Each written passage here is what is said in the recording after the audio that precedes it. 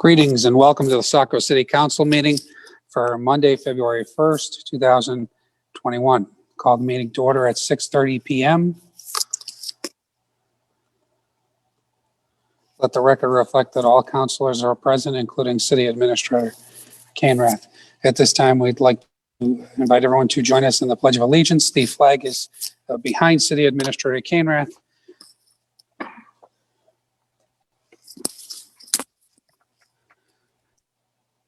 I pledge allegiance to the flag of the United States of America and to the republic for which it stands, one nation, under God, indivisible, with liberty and justice for all. Thank you, everybody. At this moment in time, we are under general. There are two items under general. Item A, February 24th, is a joint meeting with the school board. Again, February 24th is a joint meeting with the school board. The next item is a recognition of Black History Month. And today we kick off Black History Month. Understanding our history and learning from it is more crucial now than ever. Since last February, we have seen a historic year, one that included nationwide civil rights protests and the election of our first Black Vice President, Kamala Harris. As we examine our past this month, I urge all to take what they learn with an open mind and to consider how it applies to today and our community's future. Because of the pandemic, in-person events will be limited, but this provides a special opportunity for us to engage with both those close to home and across the country who are holding Black History Month events. To get started, check out virtual events offered by the Association for the Study of African American Life and History, the Smithsonian's National Museum of African American History and Culture, or the University of Maine Cultural Diversity System. Again, thank you very much, everyone, for that. At this time, we will move on to item 5, committee correspondence to council. Are there any committee correspondence at this time? Councilor Minthorn. Thank you, Mayor Doyle. Sad news to report that the executive director of Biddeford Saco Old Orchard Beach Transit, Tony Scavuzzo, is tenured his resignation at the end of his 2-year contract and will be leaving us to return to his former employer. We really appreciate everything Tony has done. He's done an absolute yeoman's job of righting the ship, getting it steered in the right direction. He's implemented tons of new policies and procedures and practices, and just has been a total win-win for everybody involved that he's come in contact with. And we're sad to see him go. We will be having a special board meeting to discuss his replacement and the direction the board will be taking in that effort on Thursday. Thank you. Thank you, Councilor Minthorn. Any further committee correspondence to council? See no further committee correspondence. Moving on to item 6 of the agenda, which is public comment. City Administrator Canrath, have we received any public comment for tonight's meeting? Yes, Mr. Mayor, I have one piece of public comment I'll go ahead and read into the record. This comes to us from Scott Doobie of Cherryfield Avenue. He writes, addressed to Mayor Doyle, I hope you will support the motion to approve the use of the Pine Tree Curling Club within the Saco Industrial Park at tomorrow's City Council meeting so that the club may move forward in its plan to lease the property to build only the second dedicated curling facility in the state of Maine. I joined the Pine Tree Curling Club about a year prior to the start of the COVID pandemic, and shortly after attending one of their Learn to Curl classes, I quickly fell in love with the sport as well as the camaraderie of its participants. Currently, the club leases ice at the Traub Ice Arena in Portland, but as it is a multi-use facility, the quality of the ice is poor. Additionally, there is heavy competition for limited ice time, meaning that our club is relegated to times late in the evening, making it impractical for many would-be curlers. Over the past couple of years, the club has been looking for viable space for dedicated ice use.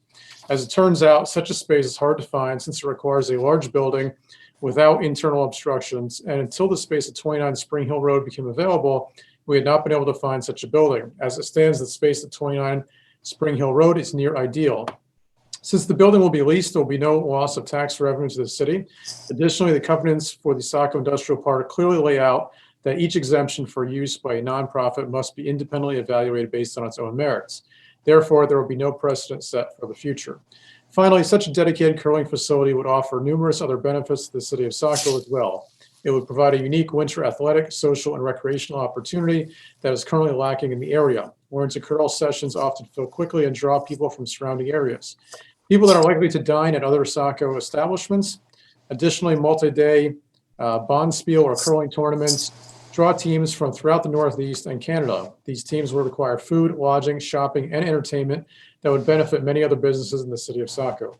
Lastly, a dedicated facility would also allow the club to offer youth programs and to reach out to local high schools and universities to build student clubs.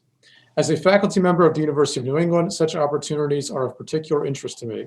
All of these activities would benefit the city of Saco, not only economically, but culturally as well. As we grow the club and interest in the sport, these benefits are likely to grow as well. With all this in mind, I hope that it will give support to the curling club in the use of the industrial park and support the motion. Sincerely, Scott Doobie, Cherryfield Avenue. Thank you. Thank you very much, City Administrator Canrath. At this time, if there's anybody that's on that would like to speak to the council and provide public comment, please use the raise hand feature of the Zoom platform or *9 from a cellular phone.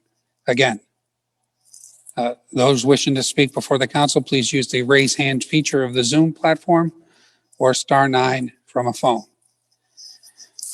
First up, we have identifier Kelly Archer.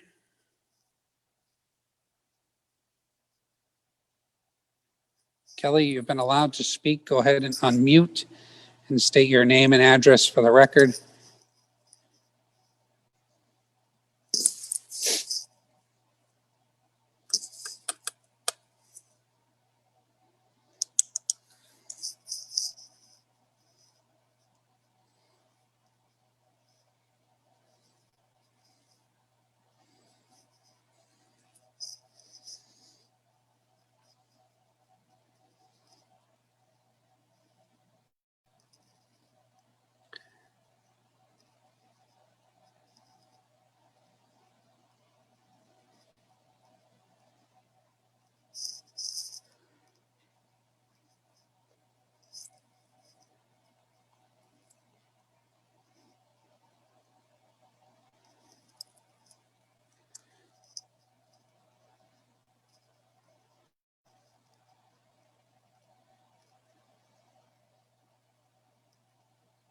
Kelly, you've been allowed to unmute. Please hit the unmute button and you'll be allowed to speak to the council.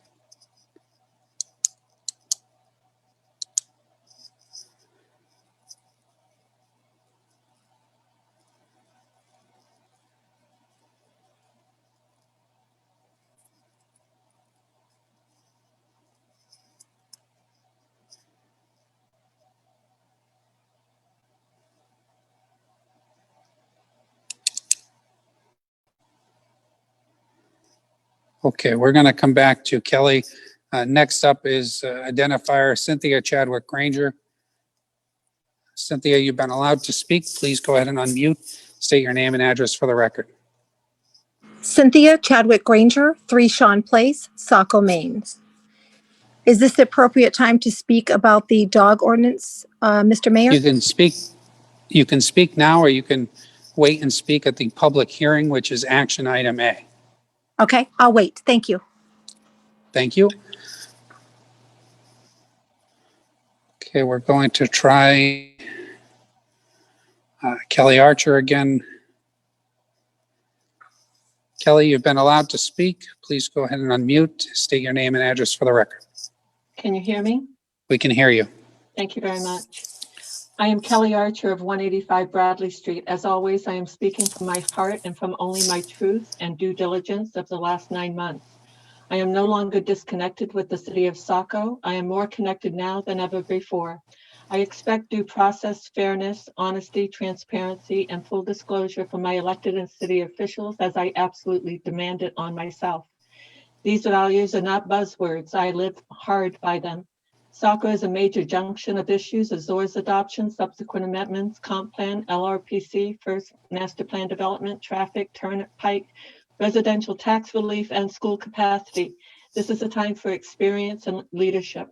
I now do not trust 4 city officials. Why? Their improper lack of due process, malfeasance, and ex parte communications are quite apparent. After the removal of highly experienced planning board liaison and comp plan expert, not at his choosing, to the 90-day amendment to the Azores adoption without council discussion or citation, to the improper unilateral staff-driven rush of rewrites of amendments to the I-2, R5MU, and Portland Road, to the lack of master plan development training, to the Flatley Company being rushed through the system, incomplete applications, settlement of lawsuits for staff and council errors, due diligence not being performed for years by many members of the boards, commissions, departments, and citizens due to last-minute non-emergency supporting documents, to the lack of response to pointed questions is unacceptable, unfair, and wrong. I now understand the timing of the rush, the push, the blindsiding of the plan board liaison, and the 90-day extension. The hidden agenda of 4 planning board members' term expirations are 2 on March 1st, 1 on April 1st, and 1 on May 1st. 3 of which will expire before the April 11th extension deadline. Appears that you are stacking the planning board with the new inexperienced members who you have already solicited because of the current members holding the city accountable to due process and ordinances. Unless they want to leave, you should reappoint the highly experienced, dedicated, and committed members, especially with the many Saco issues currently before the planning board. I will now be transparent and honest with you, as you deserve nothing less. I am involved with the newly formed Facebook page, Save Saco Neighborhoods, and I support Attorney John Bannett's efforts to reveal the other side of the coin to you. I'm involved in unifying the NIMBYs, the Ecology School Bayview, SOS citizens. We will no longer remain fragmented. I am involved with the pending FOIA request of 15 city officials in the Flatley Company. I'm involved with 2 investigating reporters in the media, the recall and or resignation of Ward 5 councilor, and the moratorium to slow all of this down. We are all in this together, yet an ever-growing number of Saco citizens are disconnected by the lack of transparency and the few officials' hidden agendas. At this moment, as the chair of the HPC, I would like to talk for less than 3 minutes. This has now brought me to an extremely heartbreaking decision, which I believe is in the best interest for us all. At the end of the fiscal year, June 30th, 2021, I will be resigning as the HPC chair and volunteer for the city of Saco.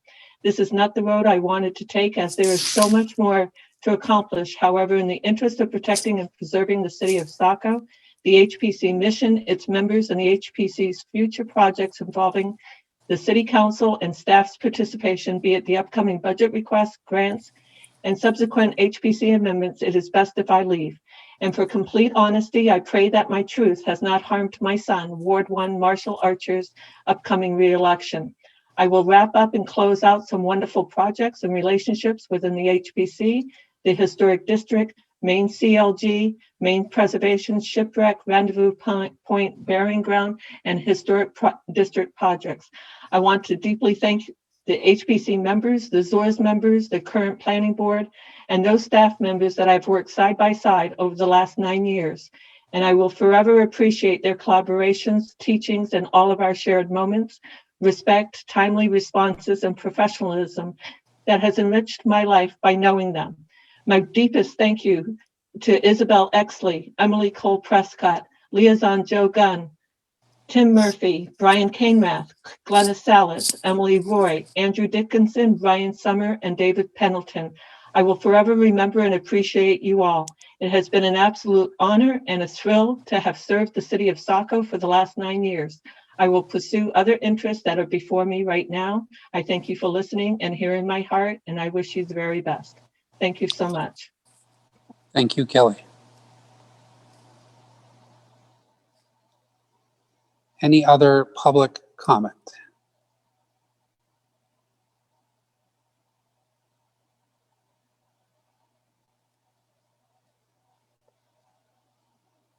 Again, those wishing to speak to the council, please use the raise hand feature of the Zoom platform or *9.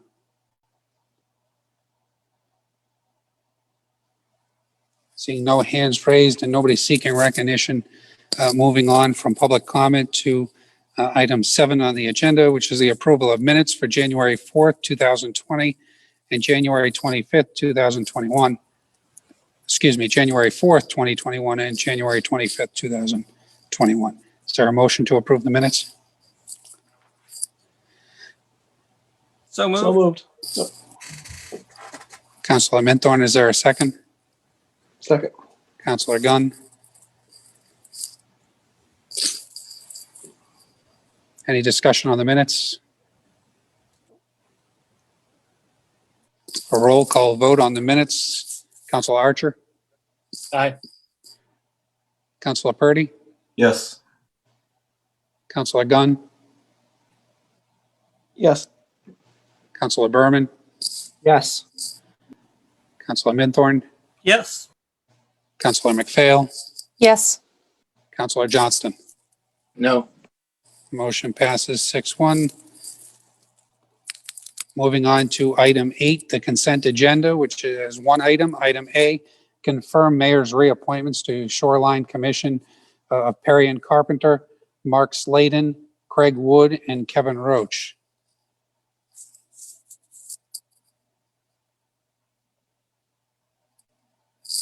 So moved. Councilor Johnston, is there a second? Second. Second by Councilor Berman. Discussion on the consent agenda. A roll call vote on the consent agenda. Councilor Archer? Aye. Councilor Purdy? Yes. Councilor Gunn? Yes. Councilor Berman? Yes.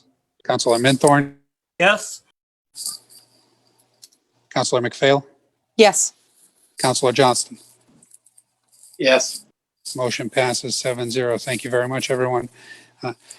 Brings us to item 9, action items.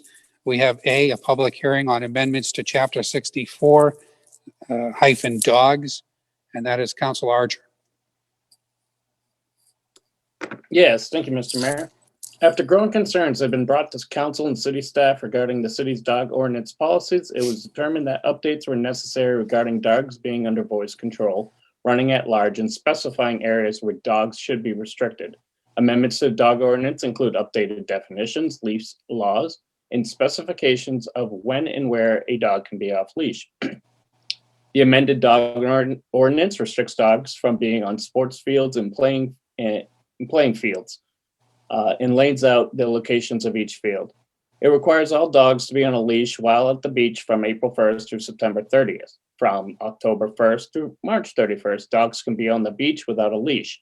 It also requires that all dogs be leashed on public land within the city of Saco, except for the dog park located on School Street, and the beach from October 1st through March 31st. The updated dog ordinance gives council the ability to set fines for those not adhering to the ordinance, as well as late fees for owners who do not license their dog by the set deadline. I move to open public hearing regarding amendments to Chapter 64, Article 2, dogs. Motion's been made by Councilor Archer. Is there a second? Second. Second by Councilor Johnston. Discussion on opening the public hearing. A roll call vote on opening the public hearing. Councilor Archer? Aye. Councilor Purdy? Yes. Councilor Gunn? Yes. Councilor Berman? Yes. Councilor Minthorn? Yes. Councilor McPhail? Yes. Councilor Johnston? Yes. Motion passes 7-0 to open the public hearing at 6:50 PM. If there's anyone wishing to speak to the city council in this public hearing, please use the raise hand feature of the Zoom platform or *9 from a cellular phone. First up, we have Cynthia Chadwick Granger. Cynthia, you've been allowed to unmute. Please go ahead and unmute, state your name and address for the record. Good evening, councilors. Cynthia Chadwick Granger, 3 Shawn Place.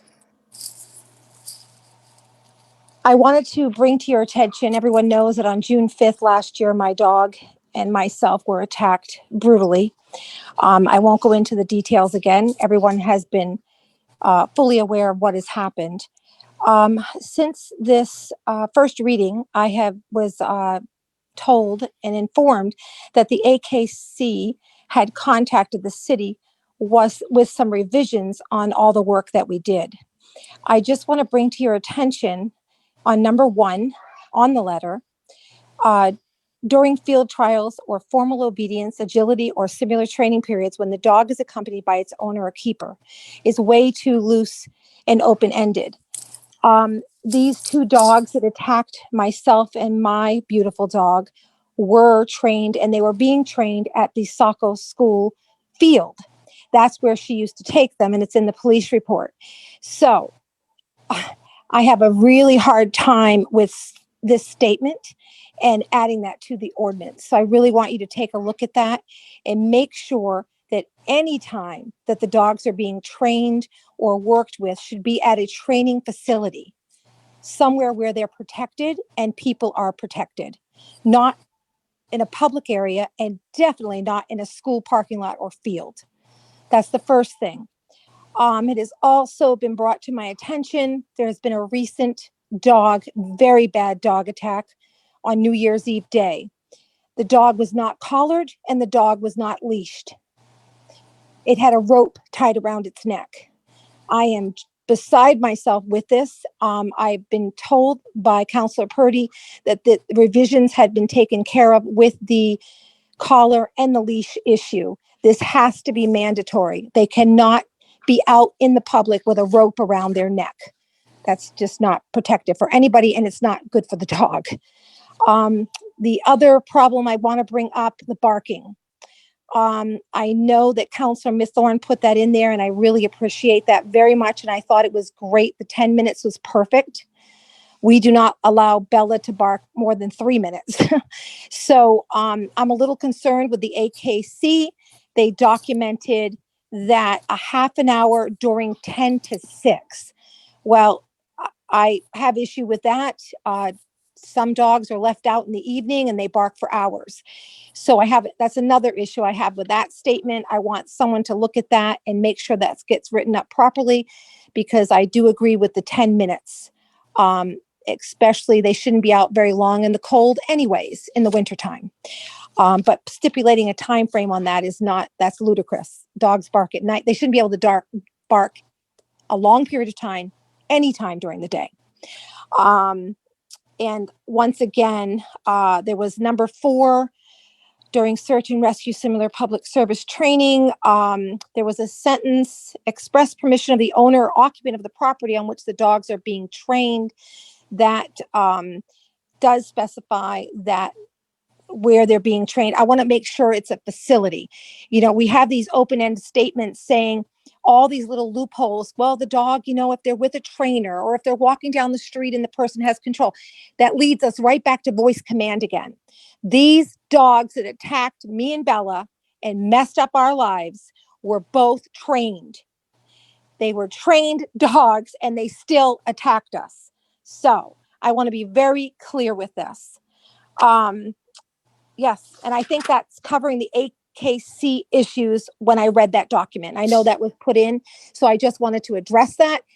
I want to tell the counselors that I so appreciate you. I appreciate everything you do, and listening to me for the past 6-7 months and really trying to get the greater good out of a very, very horrific incident that happened. And I feel very bad for the Sabors because they just went through a very terrible incident that should have never happened. So we need to do this. We need to move forward, and we need to make sure that we have the verbiage correct. Thank you very much for your time. Thank you, Cynthia.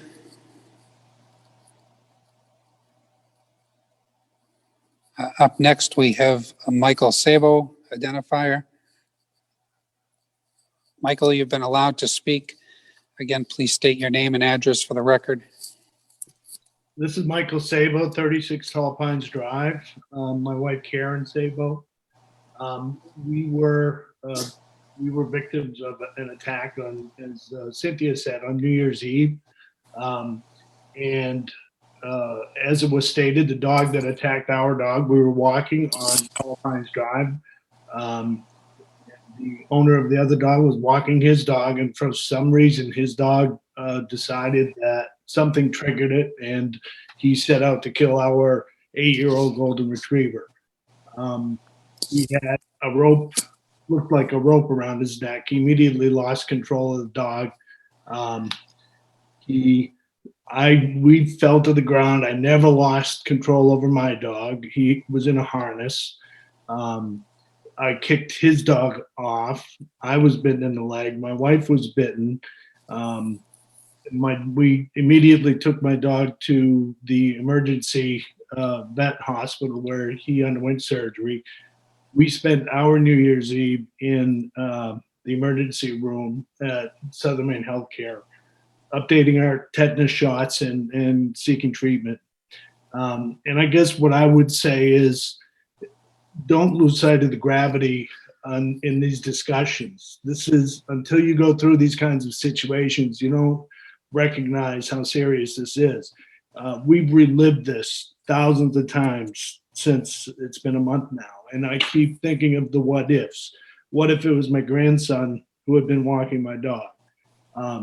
There's no question my dog would have been killed. The dog, this was not just a little territorial net. This dog was trying to kill my dog. These are, serious discussions, and we need to really look at them in the brightest possible light. The concern about the collar and definition to what a leash is clearly very important.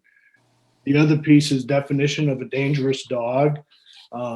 Initially, the script said attacking a person. It should clearly also include attacking another animal. And I can tell you this other dog now is still in his living at home and allowed to roam in his yard. And I'm not walking on my street where I've lived for 40 years in the city of Saco, because he is apparently not been defined as a dangerous dog until he goes to court in May.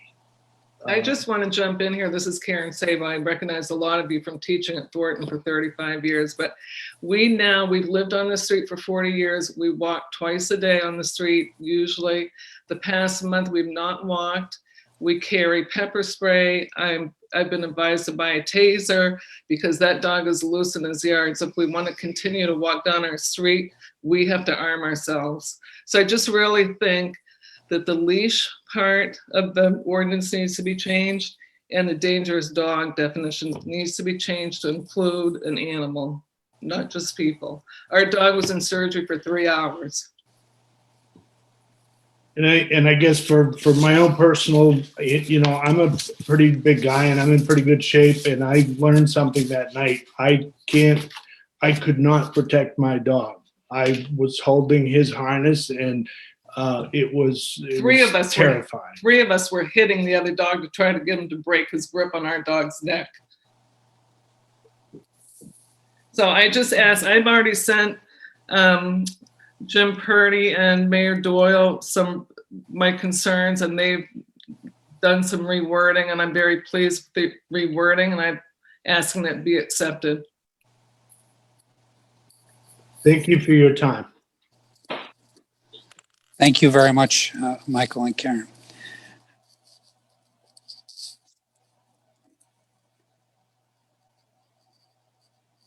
Up next is identifier S.K. Godin. S.K. Godin, you've been allowed to.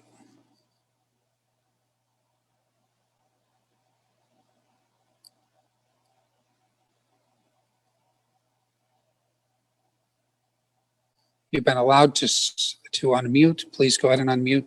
State your name and address for the record, please. Thank you. My name is Sharon Godden, and I live on Promenade Ave in Saco. Can you hear me okay? We can hear you. Ah, wonderful. Thank you. And thanks for the opportunity to talk with you. I feel terrible for the people who are attacked and for their animals. If that happened to my dog, I would be devastated. And we definitely need to do something about aggressive dogs and people who aren't properly handling their dogs. But I just do want to say that most of us are good dog owners, and We care about keeping our dogs safe. I care about keeping other people safe and their dogs. And I do appreciate being able to go to the beaches when it's off season, or the early morning hours when it was okay to have them off leash, or the evenings. So my dog could run and play with other dogs. It's a great way to exercise and to socialize them. And I would just hate to see all of us punished for the really bad actors. And it sounds like they are terrible dog owners. And I wish we could focus on that and, maybe just leave 1 or 2 areas open where we could go in the early morning hours or in the evening and be able to let our dogs play. Thank you for considering that. Thank you, Sharon.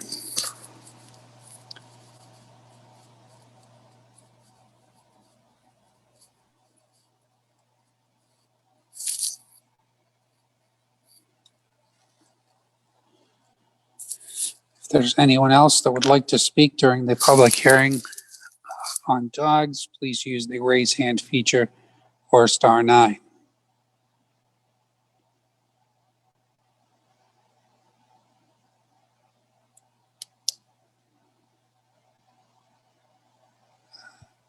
Good evening, Cynthia- Mayor. Mr. Mayor. Yes, I just unmuted. Thank you so much. Just one thing I'd like to add to Sharon's statement, which we did not mention, is that's why we have dog parks for the good dogs. The dogs that can go loose and the dogs that can go in the dog park in a fenced out area, that's what we have. We're talking about irresponsible dog owners, and we're talking about bad dogs, and altogether, the last statement I'll leave you with, every dog is unpredictable. Every single dog out there is unpredictable. If you want a place to go to the dog park with your friendly dog, and you can have a great time. Thank you. Thank you, Cynthia.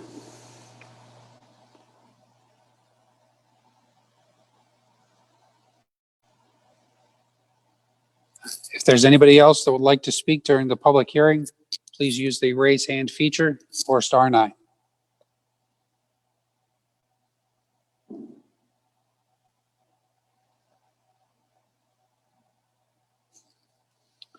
Seeing no hands raised and nobody seeking recognition, Council Archer.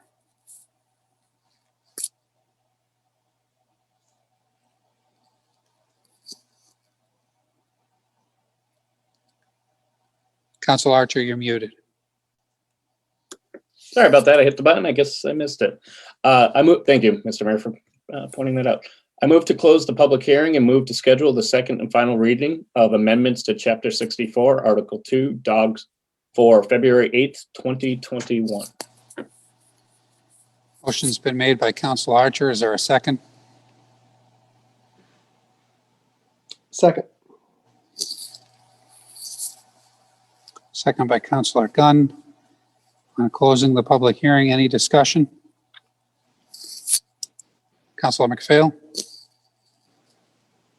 Thank you, Mr. Mayor. There is just one correction that needs to be made on page 10 of the packet under section 64-19. It states that's under violations and penalties.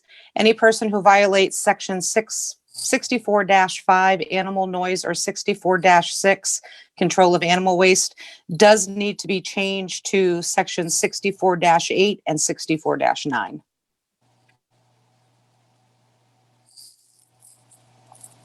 It references Thank the you, incorrect.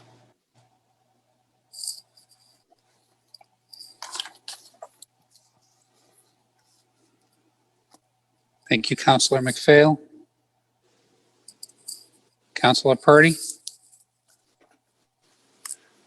Thank you. In regards to the definition of dangerous dogs, I was just reading over this section and I'm just wondering what the process is for designating a dog as a dangerous dog. Is there a process in place, or is that something that needs to be added into this ordinance?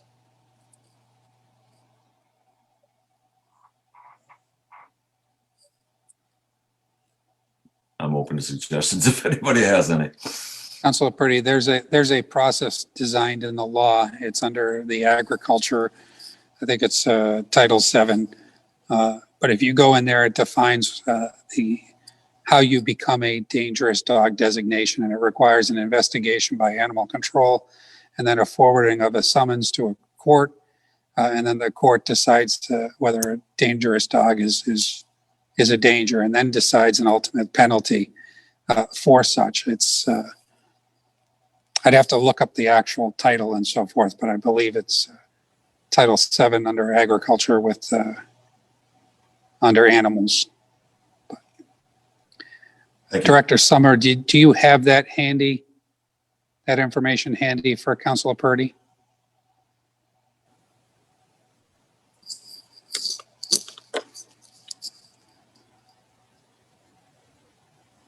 I do not, Mr. Mayor, but I'll be more than happy to get it to you the next day. I'll talk to the animal control officer as well to put whatever the title is and include that into this packet. So there'll be a reference there so we can reference in the future. So I looked it up while we were talking. It is Title VII, subsection 3952-A, and it's keeping a dangerous dog or nuisance dog. So we may want to reference that section in this final document when it comes to council. Yep. Again, for anyone listening and anyone looking up that would like to look up that section, it is Title VII of MRSA, and it's subsection 3952. Councilor Purdy, does that answer your question? Yes, thank you. Thank you. Councilor Berman? Thank you, Mr. Mayor. A letter that we received from the American Kennel Club was referenced by Miss Chadwick Granger. It wasn't read into the record tonight, but there were 5 changes they recommended to the at-large portion of the dog ordinance, one of which involved handlers with a disability or service dogs who are unable to be leashed to perform their service. Another was during search and rescue and similar public service training. And the third was working dogs, such as on a farm. I would recommend that we take those considerations into our ordinance to allow dogs to serve those functions. And I'd like a recommendation, whether a motion is required now or whether that can be done before the next reading.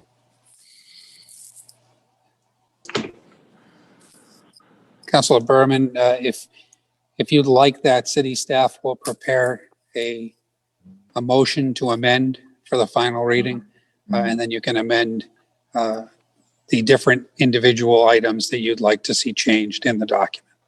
Thank you. I will contact Director Summer. Thank you. Councilor Archer? Yes, thank you, Mr. Mayor. I guess Councilor Berman and I are on the same page because literally that was going to be my next discussion as well. Is it possible to, rather than trying to amend it on the floor, and I hear Councilor Berman's going to outreach Director Summer, is that I was thinking everything that was suggested by the American Kennel Club, obviously an national advocacy organization, 1, 2, 3, 4, and 5 be put into the document prior to the floor so that we know exactly which category to put it in. So we're not making additional sections, subsections that aren't necessary. Councilor Archer, thank you. I'd have to do, I'm going to defer to City Administrator Canrath, but I don't know that you can make amendments during a public hearing. So I want to make sure I don't have the Roberts rules in front of me, but I want to make sure that that's. I'm not suggesting amendments now, but if draft a document for the counselor that presents it, so that if it's section 9 where there's no 9.1, that it's clearly identified prior to the next meeting, Yes. so that it can be very clear and entered in. So not an amendment, not anything at the moment, no action, because yes, it is public hearing. However, a document drafted to help support when the amendments go forward, and directly make sure that we categorize it correctly. For example, Some of these may need certain subsections of their own. Maybe we need a section 10 or whatever. You know what I'm talking about. Yes. I'm getting a head shake from Director Summers, so that's it for now. Perfect. Thank you, Councilor Archer. Councilor Johnston. Thank you.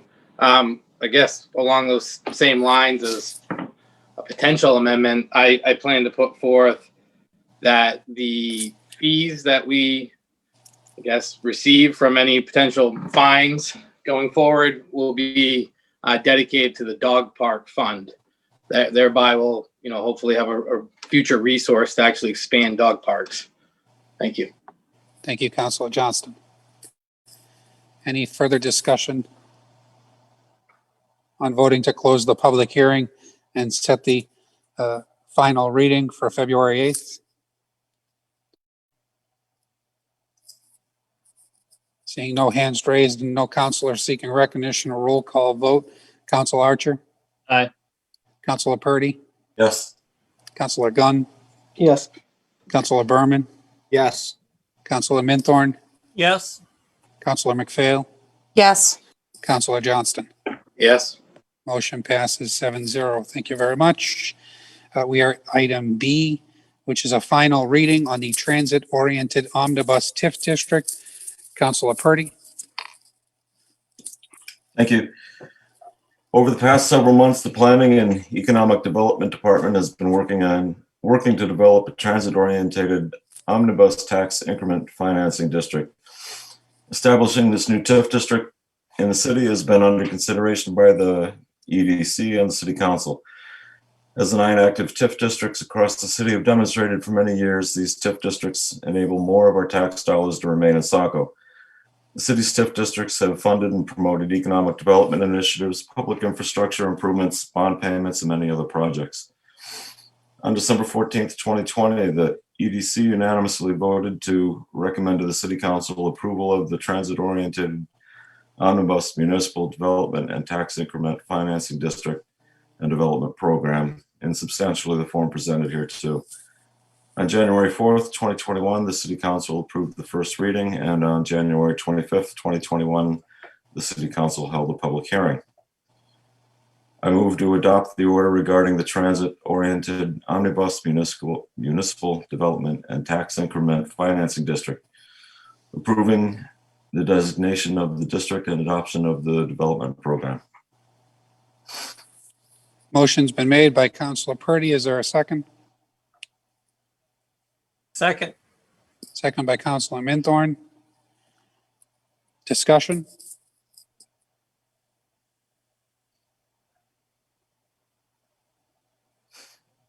Councilor Johnston? Thank you. Excuse me. I think I expressed my concerns pretty clear a couple weeks ago when we first discussed this. But again, in review, the issue that I have, again, I'm not overly adverse to the entire creation of the TIF district, but you have here a significant acreage of land that currently the vast majority of it sits vacant. So as we move forward, it's likely, I would think, considering it's designated as growth area, that this land will be built upon and thereby create new incremental value, which 100% of that will be trapped or diverted into this TIF district. And obviously there's benefits to that. And I think we've heard about those benefits, but at the end of the day, I'm looking at this and I think back to the creation of the downtown district, and I had reservations about how large that district ended up being, particularly given that it's one of the higher assessed value areas in the city. And, here we are really doubling the size of that. And so I can envision a point in the future where we have a very robust TIF district. And again, obviously we have some uses that we can spend them on, but they're restricted uses. And so at the end of the day, we could be challenged, and it's unlikely that I'll be still sitting here, but future councils, future mayors, future city staff will be challenged with how do we meet the demands on the general fund when we have all this money sitting in a TIF district? And sure, you can, again, say, I'll use it, for whatever project out of a TIF district, I can use it for, but our biggest cost is our schools. Our biggest cost in the city size is employees. So, those aren't uses that we can use TIFs for outside of a few key, personnel areas. And again, I understand the shelving aspect. I've done this enough to fully understand that. But 50% of something is better than 100% of nothing when it comes to being able to spend it in the general fund. So I guess, like I said, I'm just concerned about that. We just had the downtown TIF district. We haven't really had a chance to see how that's going to grow and develop. And here we are with another one 2-3 years later. So thank you. Thank you, Councilor Johnston. Councilor Berman. Yeah, I want to follow up on Councilor Johnston's comments a bit, and he's done this a lot. This is my first time. But if I understand Exhibit B on page 35 correctly, it looks like out of about 2.4 billion in valuation, about 20% of that is now going to be tied up in TIF districts. Is that correct?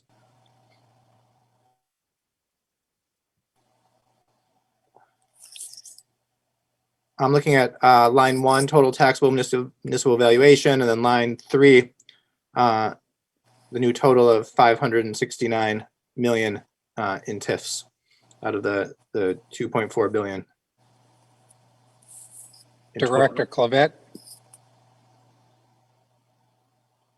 I've got to open up the exact page. Jess, are you on the exact page? Do you want to share your screen?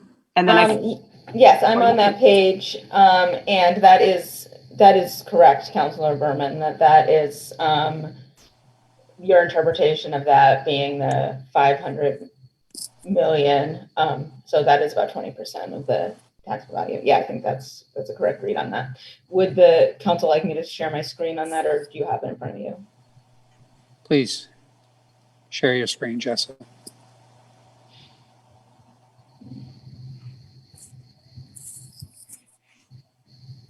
And then I guess my question is following Councilor Johnston's about the future. I support this district. I understand the benefits. I think Councilor Johnston has done a good job of pointing out some of the risks. And I'm wondering what an ideal amount looks like and what a maximum amount looks like, and how close 20% is to the maximum we'd want to have in a TIF district. And maybe if Director Clavette could just educate me on that a little bit, I'd really appreciate it. Sure. As far as looking at the maximum valuation and what is the best, when you take a look at the proposed valuation, the taxable OAV, we'll still get that as general fund revenue, the taxation that's on that amount. What it benefits is any new incremental growth now doesn't count toward your entire city's total valuation. And so the less of your city's valuation, the higher proportion you're going to get back from state revenue sharing and school funding costs, reimbursement, as well as a reduced county taxes. The calculations that were done here for Saco have us at a 48.5%, 48 cents on every dollar. So I do simple math and I say 50 cents on every dollar comes by keeping it in a TIF district.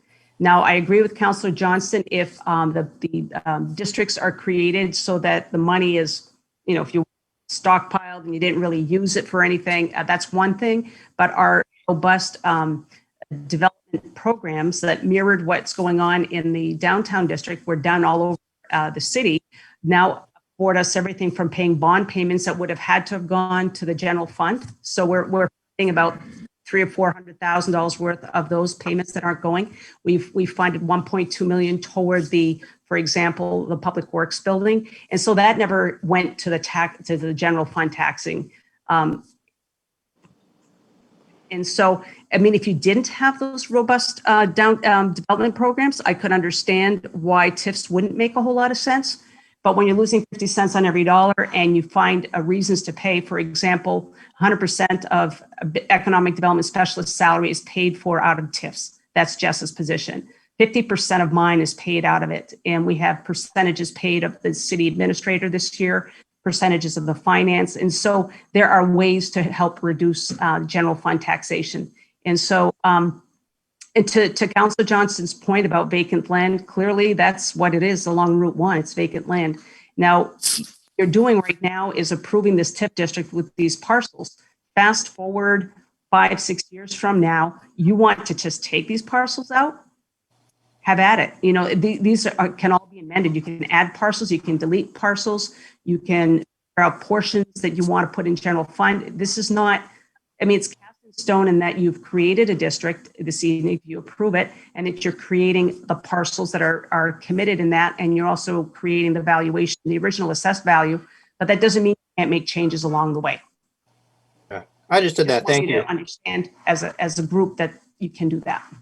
Is there a maximum amount you would recommend putting in a TIF district? Is there a maximum percentage of our valuation or a maximum size, or is generally would you recommend? No, I mean, clearly this is a large amount of acreage. I don't disagree, but the only that acreage down is to basically bifurcate a lot of the lots that have a lot of acreage, but they only probably have 15 or 20 developable acres. And so instead of saying we're going to tax this at 100% and put this in the general fund and put this amount, so you're getting a lot of acreage, but you're not really getting a lot of developable property.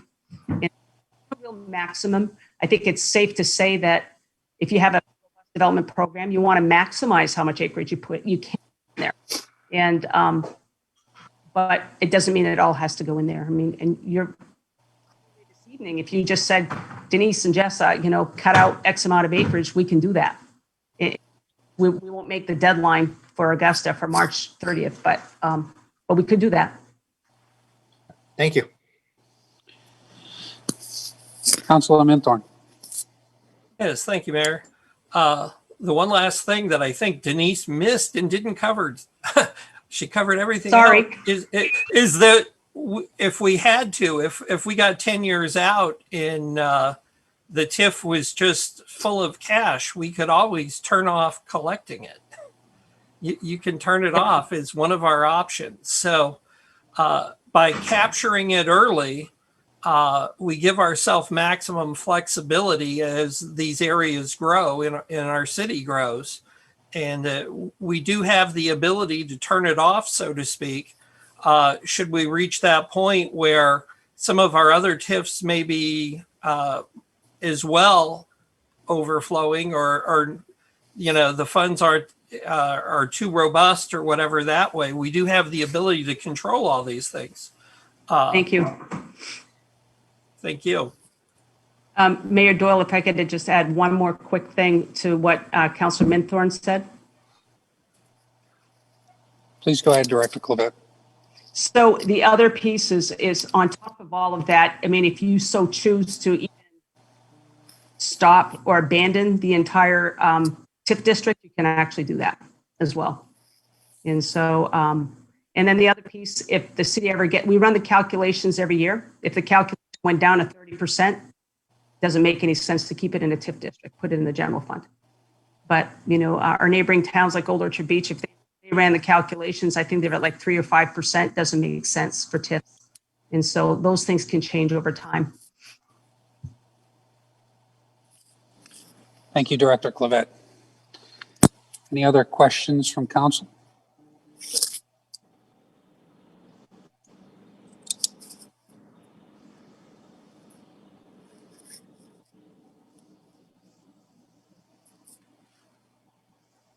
Seeing no hands raised and no councilor seeking recognition. Moving on to a roll call vote on the transit-oriented omnibus TIF district. Councilor Archer? Aye.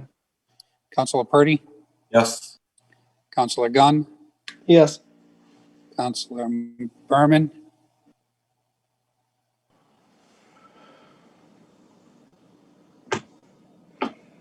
Sorry, my screen froze. Are you on me? Yes, Councilor Berman. Yeah, I vote yes. Thank you. Councilor Minthorn? Yes. Councilor McPhail? Yes. Councilor Johnston? Let me go with my gut. No. Motion passes 6-1. Moving on to item C, final reading of the TIF additional expense review for Route 1 sewer extension. Councilor Purdy. Thank you. The EDC reviewed a request from the Water Resource Recovery Department for funding to complete Phase 2 of the Route 1 sewer extension project at its January 11th, 2021 meeting. The Water Resource Recovery Department requested the EDC's consideration of up to $300,000 from TIF funds to support the Phase 2 construction of the extension of the sewer along Route 1. This phase will bring the sewer service from Cascade Road to the southerly entrance of Aquabocken's property. The staff team of Howard Carter, WRRD Director, Emily Cole Prescott, the Industrial Compliance Manager for the WRRD, Patrick Fox, Department of Public Works Director, and Joseph Laverie, City Engineer, were present for this discussion and provided design plans for the Commission to review. This phase is estimated to cost $1,150,000. During 2017, the city referendum approved $2 million for the extension of the sewer along Route 1 corridor north of Cascade. In 2019, the city completed the first phase of this sewer extension work that was funded entirely through the bond. The remaining bond funds available for this phase of the sewer extension are $888,361, which results in a funding deficit of $261,639 based upon the total project cost estimate of $1,150,000. The Phase 2 project will bring sewer service from Cascade Road to the southerly entrance of Aquaboggen along Route 1. The Planning and Economic Development Department recommended that the Commission utilize funds from the Park North TIF District to cover the funding deficit for this item. It was recommended by the staff team to coordinate with other projects that the city will be pursuing on Route 1 in the next year, i.e. water company, infrastructure expansion, sidewalk, etc., to maximize the construction season and not to close off Route 1 for multiple construction seasons.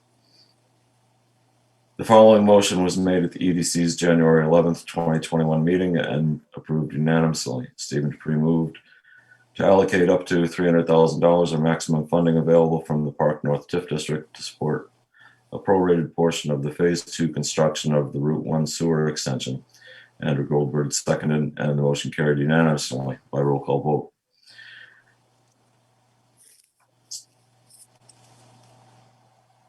As a point of clarification, the funding for the prorated portion of this project can be funded from the Park North TIF District. The recommended motion's intent is to fund up to $300,000 if and only if that funding is necessary to complete the project, and if and only if that amount remains in the Park North TIF District account balance, and for all other budgetary items have been deducted, i.e. if only $245,000 remains in the Park North TIF District budget, then only that amount will be available to fund the prorated portion of this project.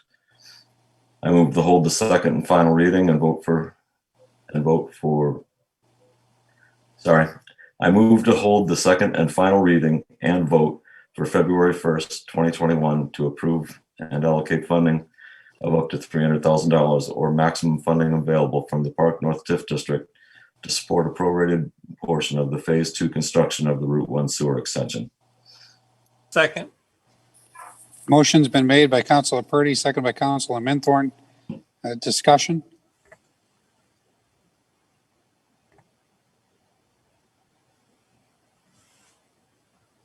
Councilor Johnston.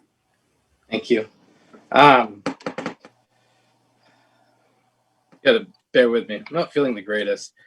Again, last week I had asked for a little clarity as to, the process here. I fully support doing the sewer, but I'm looking for clarity as to why this isn't viewed as a budget amendment, and perhaps maybe this is something that the administrator can address with me later, I guess.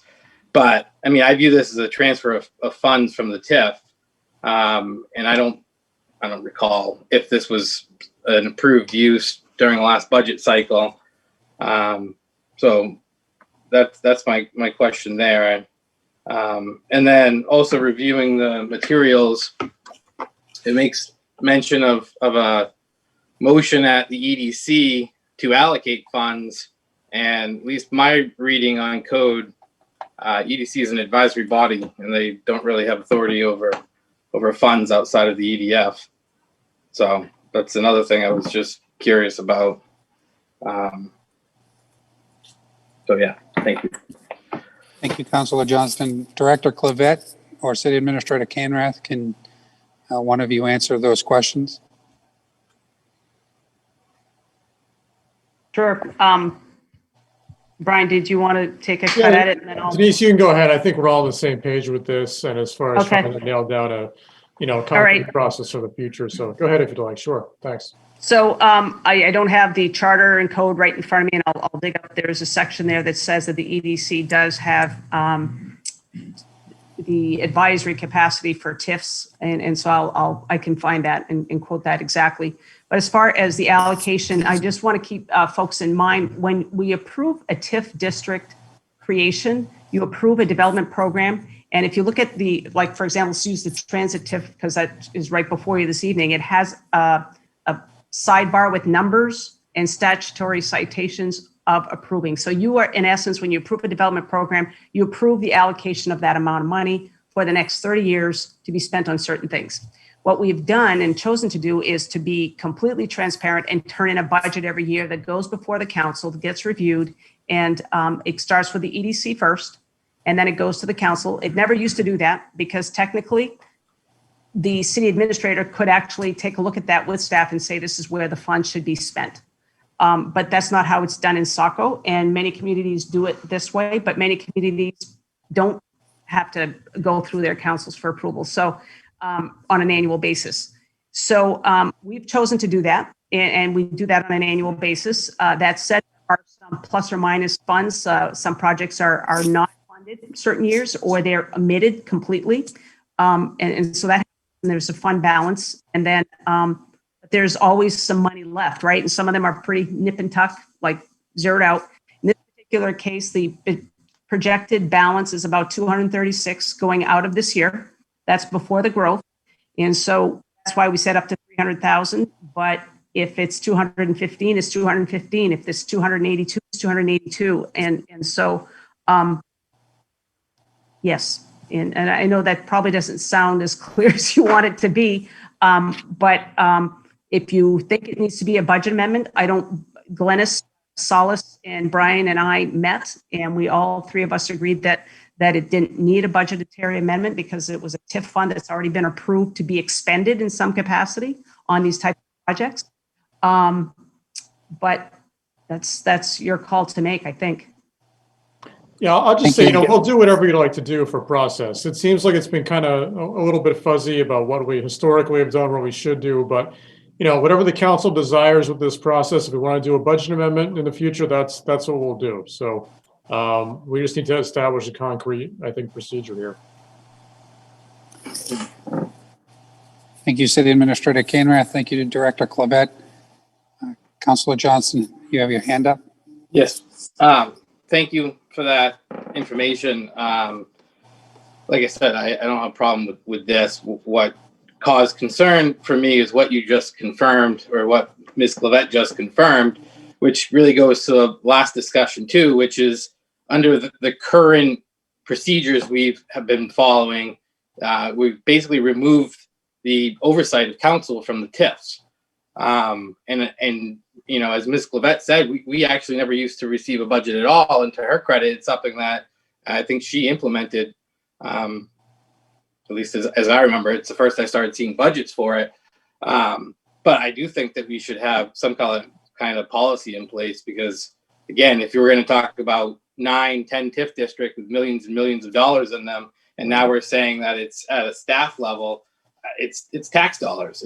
We answer to the people is how I look at it. And really they should be done through budget amendments if they're going to go outside the budget that was presented to council. Thank you. Thank you, Councilor Johnston. Councilor Archer. Yes, thank you, Mr. Mayor. I'm willing to put this one through. I don't think there's any need to delay it at all. But I do think maybe we should have a discussion on creating some sort of ordinance in which a certain dollar figure becomes a trigger for council action. Again, I'm willing to put this forward. There's no need to delay it, but I think something where we come up with a milestone becomes council action. Anything under, obviously, we kind of have this rule with the city administrator. I believe he has $7,500. He doesn't need things like that for emergency expenses. So something with the TIF, again, it will provide that, provide flexibility with staff to spend when needed, and also provide that oversight for large scale, because I consider 300,000 large scale spending. I'm not going to define what large scale spending is, but in discussion, maybe we can down the road. Councilor Archer, thank you very much. Actually, Director Clavette is in the process of establishing something and bringing it to council for further review. So that is in the works. So you'll be happy to know that. I do just want to point out that Section 435, the Economic Development Commission, under the City Code, under C Organization C4, the Commission shall prepare an operating budget for each fiscal year and shall submit the budget to the City Administrator for inclusion in the City operating budget. So again, they prepare a budget and it gets approved by the City Council. That is the process outlined in the code. If we have to adjust the code or amend the code, there's we're more than welcome to do that, but that is what it says in the code today. Councilor Johnston. Yeah, I don't disagree. I'm just, the point is that this is outside of any budget. That's the only point I was making. Thank you. Thank you, Councilor Johnston. Any further discussion on the final reading, the TIF additional expense review for Route 1 sewer extension?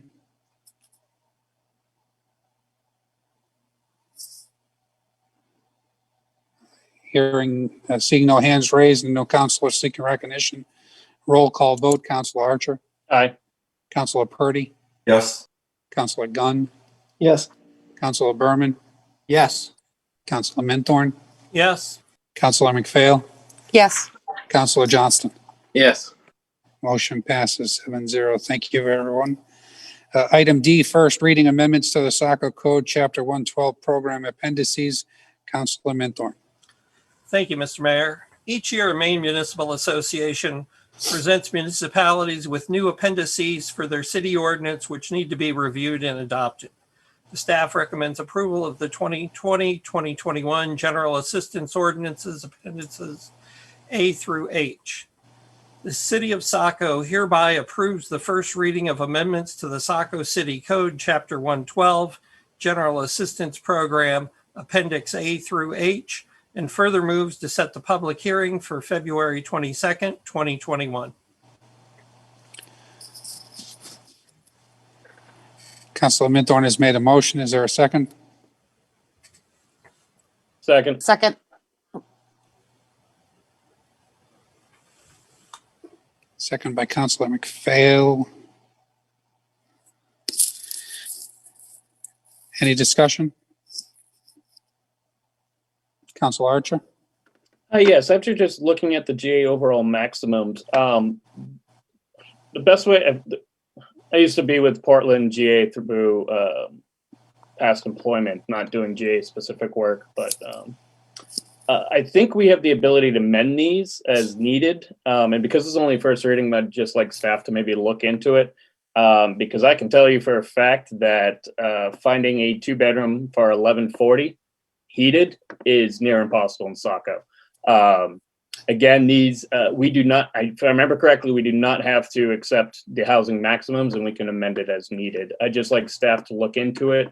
And I don't remember, are we 50% of reimbursement for GA maximums from the state? I don't think we have a high enough demand for higher percentages. I believe that's correct. Okay. I'm going to invite the city's General Assistance Administrator, Glenn Allen Roth, to answer some of these questions that you're asking regarding general assistance. I'm here. Ms. Roth, thank you for joining us this evening.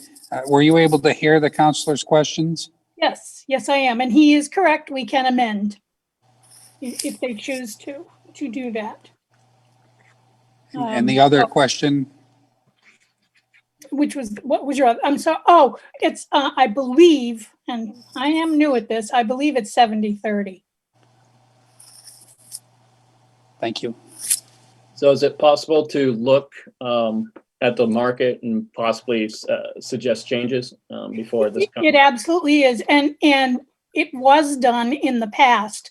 My personal opinion on this is because of COVID, things have been looked at differently. And since I've been here in this position since last spring, COVID has pretty much been the leader. So with a situation where people cannot be evicted, it sort of has taken the onus off of the amount of the rent simply because they just haven't been able to do anything about it. But actually, in the past, we have had a higher rating than now, although this year's seems to fall in line. I will tell you, since I've been there, I have not seen a client with a problem as a result of the cost of their rent.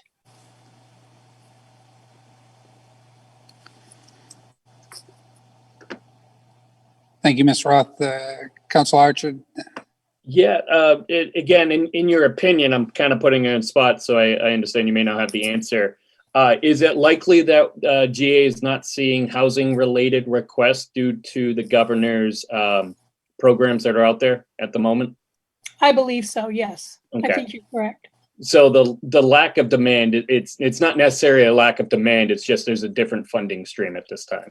Correct. The demand is high. incredible. It's mind-boggling how little is available for people. But people that are currently in an apartment or are currently renting are doing all right with the current conditions.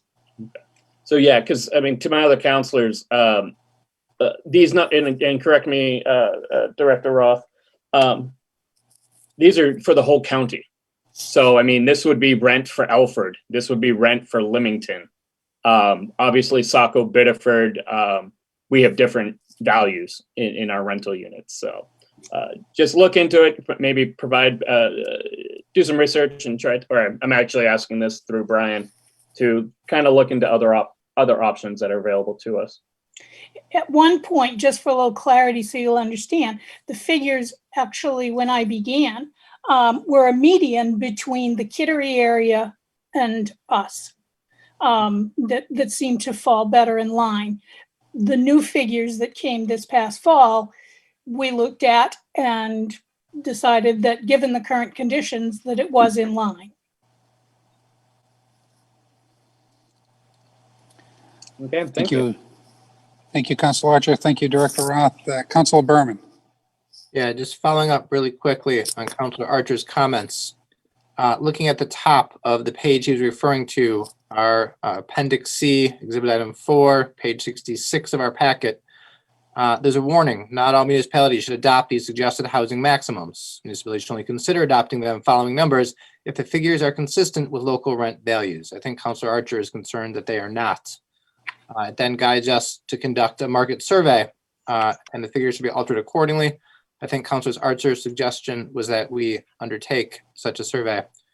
And I think I'd like to add my voice in support of considering that, especially since the future of the COVID support and other mechanisms available for helping those in need is still uncertain.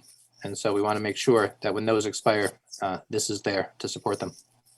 Thank you, Councilor Berman. Director Roth. Yeah. My concern is if you did one now, you wouldn't get the answers that you wanted. As long as there is protections against people being evicted, you're not gonna get an accurate reading of what's coming for the rest of this year. You're only going to get what exists currently, and that we do know.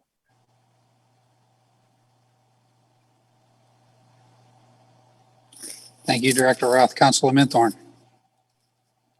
Thank you. Would it be feasible, advisable to amend our selection of the York County HMFA and state that that is a minimum with a maximum of the former choice we used to make, which was the blended rate of York County and then the York, Kittery, South Berwick. And that way we could give our office some latitude between the 1212 on the bottom in the case of a 3 individual household in Appendix A on page 64, and 50% of that difference up to the 1539 amount. And that way that we're not having to go out and do a study or whatever. That way we now have a range between the two numbers as a ceiling, and then 1212 be the floor. Thank you, Councilor Minthorn. Director Roth, is that possible? I honestly, not knowing the laws, the rules, I would have to check on that. I think it would be possible, but that's something that I would have to check on and get back to you. I'm not sure if that can work with as a sliding scale rather than a set scale or a set number. And you can look into that and have that for second and final reading. Absolutely. Any other questions for Director Roth on amendments to the Saco Code, Chapter 112, General Assistance Program Appendices?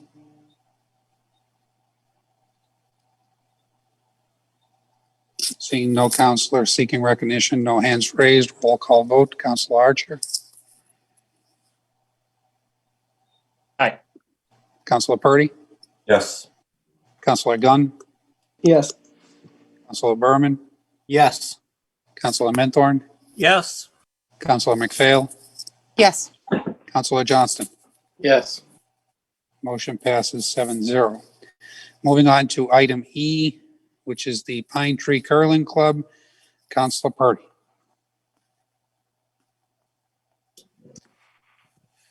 The Pine Tree Curling Club, a 501c3 nonprofit corporation, is interested in leasing the building at 29 Spring Hill Road in the Saco Industrial Park, Section 5.2I of the Declaration of Covenants, Conditions, and Restrictions for the Saco Industrial Park, Spring Hill section states, non-taxable uses are prohibited unless approved by the Saco City Council because they are generally inconsistent with the goals of recital 4 above.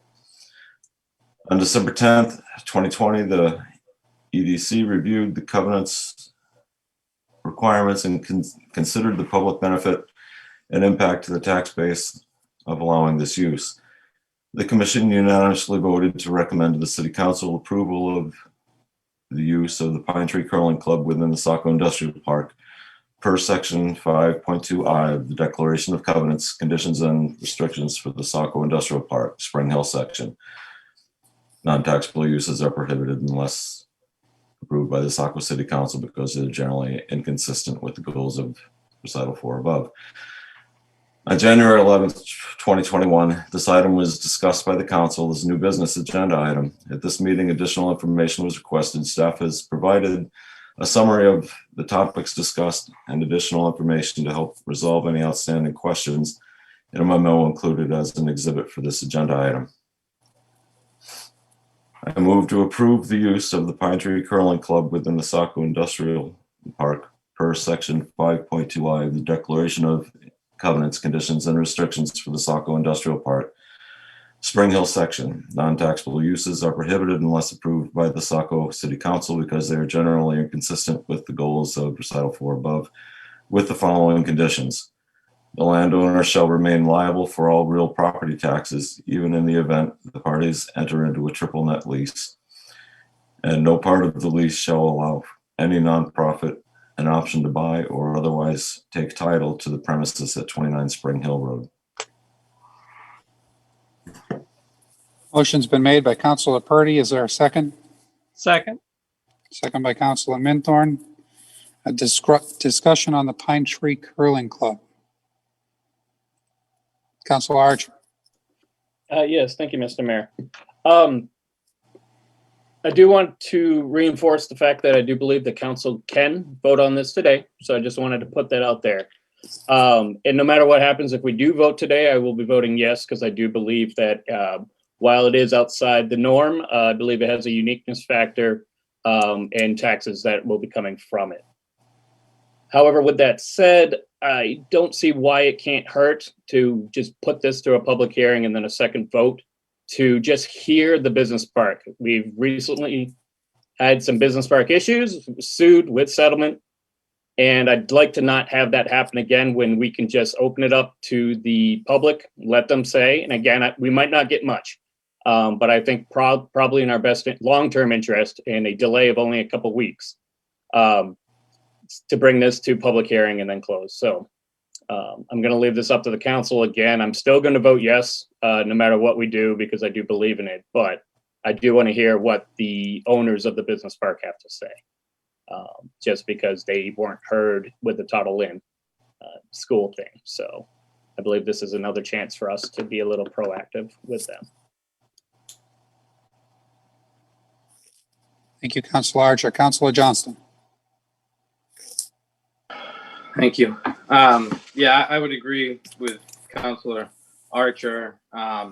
Obviously, I think that, we're not required to hold a public hearing, but I would be interested in knowing what other property owners out there, are thinking, given what we've gone through in the past. And along those same lines, in the packet, there's the memo from staff, and I believe that I guess the answer here is the point I raised several weeks ago about the zoning, and it would appear that City Planner Hamblin is going to classify them as a health club. I suggest you look at the two definitions between health club and indoor recreation and see which one really applies here, because I know if I was in a butter and I was going to challenge this, I would definitely make note of that definition. It looks like we're trying to stick something in here where it really doesn't meet the definition. And I assume that's the point. The intent of that is to try to grandfather the use, because it states here that a health club would not be permitted under the I district in the new zoning ordinance that takes effect in 90 days. So the attempt is to get this permitted prior to that, so they could be grandfathered as a health club. But again, I look at it and say that they fit more along the definition of an indoor recreation, which is a nonprofit, governmental, or for-profit facilities designed and equipped for the conduct of indoor sports, leisure time, and recreational activities and similar activities in which all activities occur within a building or fully enclosed structure. Indoor recreation includes, by the way of example only, skating rinks, bowling alleys, gymnasia, racquetball, and indoor team facilities. As a health club seems to me like it states, a health club, a gym, like a Saco Sport and Fitness. So there's that. And then the other question I had asked before, and it's answered in the memo, was about the personal property tax element of this. And I never expected it to be significant contribution. It was more of a way of me or helping me justify allowing this use in here, given that it's not permitted per the covenants. If we could have the taxes obviously paid by the property owner and the personal property paid by the club, then it's easier, at least for me, to say it's justified, or at least the next time someone else comes forward and says, I want to do something similar, I'm able to say, well, they're still paying the taxes and the personal property. So outside of that, I guess that's it. Thank you. Thank you, Councilor Johnston. Any other, Councilor Archer? If any other counselor has something to say before, I'm going to put a motion forward, but I wanted to hear the council. Anybody else? Okay. I would like to make a motion to, at the end of the suggested motion, and put in further moves to set the public hearing for February 22nd, 2021. Second.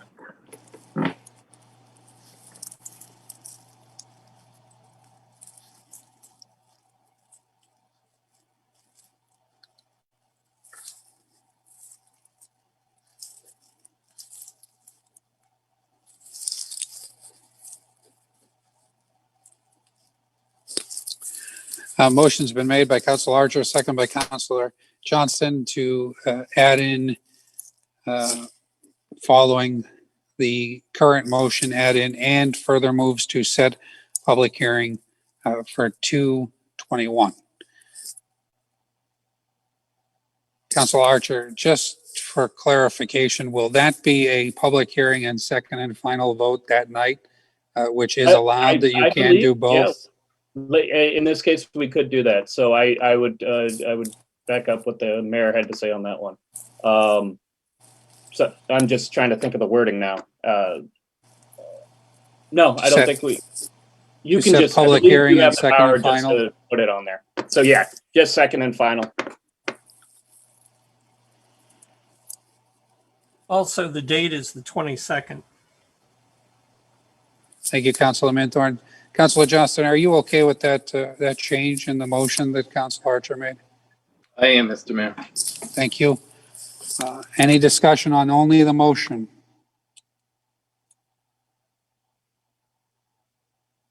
No discussion on the motion, a roll call vote on the motion only.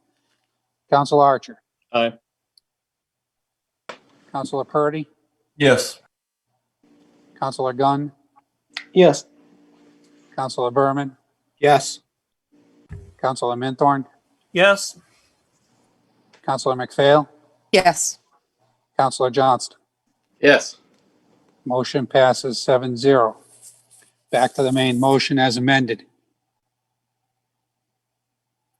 Any further discussion on the main motion as amended?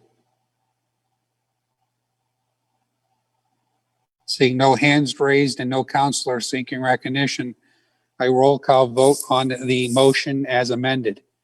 Councilor Archer. Aye. Councilor Purdy. Yes. Councilor Gunn. Yes. Councilor Berman. Yes. Councilor Minthorn. Yes. Councilor McPhail. Yes. Councilor Johnston. Yes. Motion passes 7-0. Thank you. We are at item 10, new business. We have item A, which is 146 Main Street Contract Zone.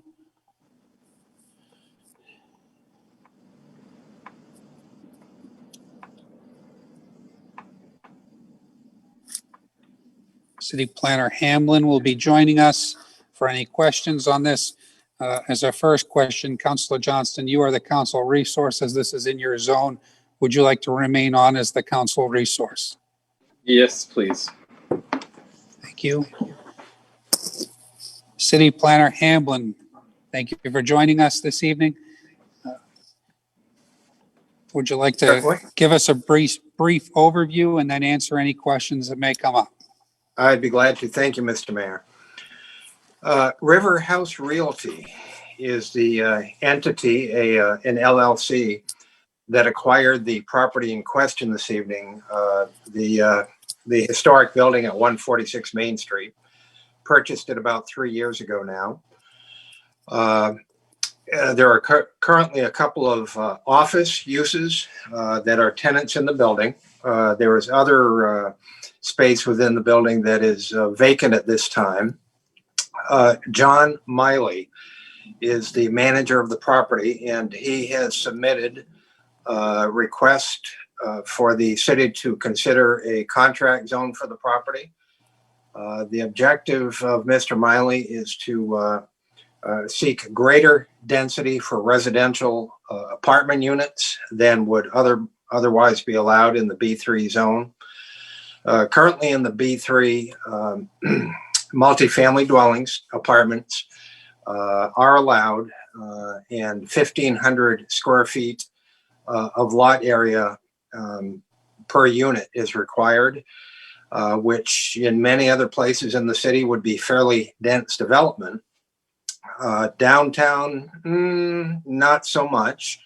Mr. Miley is requesting via the contract zone that the minimum lot area per dwelling unit be reduced from the 1,500 square feet down to 560 square feet. Under the current 1,500 square foot requirement, he could pursue a multifamily dwelling, the creation of apartment units in the building, but would be limited to 4 Should the council agree that the contract zone is a desirable goal and approve that, by reducing the requirement to 560 square feet per unit, Mr. Miley could develop 12 apartment units within the building. The planning board has reviewed this, discussed it at length a few weeks ago. Had some questions about parking. The fact is the previous owner of the building, Mr. Gaines, had the foresight to acquire a parking lot just across the river from 146 Main Street. And those who pay attention to such things on Saco Island perhaps noticed 6 or 7 years ago that what is really just a wedge of land on the northerly edge of Saco Island was acquired by Mr. Gaines and turned into a 94 space parking lot. So there is the current owners have that parking lot under option and intend to follow through on that by August of this year. So parking becomes a non-issue at that point. They'll have more than enough parking for the proposed 12 apartment units. The planning board, after discussion, voted to forward a unanimous positive recommendation to the city council for the contract zone as proposed. I'm sure there's several other details that can be touched on here, but in a nutshell, that's it, Mr. Mayor. I'd be glad to answer any questions. Thank you, City Planner Hamblin. Any questions from council? Council Archer? Yes, and I through the chair to our liaison for transportation, the bus. What wasn't there discussion that parking was going to be for something else? I'm just trying to make sure we're not competing, we have competing interests with the city. I remember there was discussion or a blueprint of maybe a bridge over and that it would be used. Not that I'm aware of. Okay. You know, the bridge, the most recent bridge discussion was out of the back, parallel to the tracks over to the Pearl Street area, the pedestrian bridge. Okay. That bridge was discussed. There has been some minor discussion about a walkway across the tracks to access that parking. That's correct. Yes, that's what I was thinking. And that's never gone any further. There's never been any discussion with Mr. Gaines or anything along that line at this point in time. Thank you for clarifying that. Happy to. Thank you, Councilor Minthorn. Thank you, Councilor Archer. Councilor Archer, do you have anything Yes, further? thank you. This would be to city staff. It's actually a 2-point question. If it does come back to us, do we have any units that are that small in Saco? And I think that might be a question for our other staff.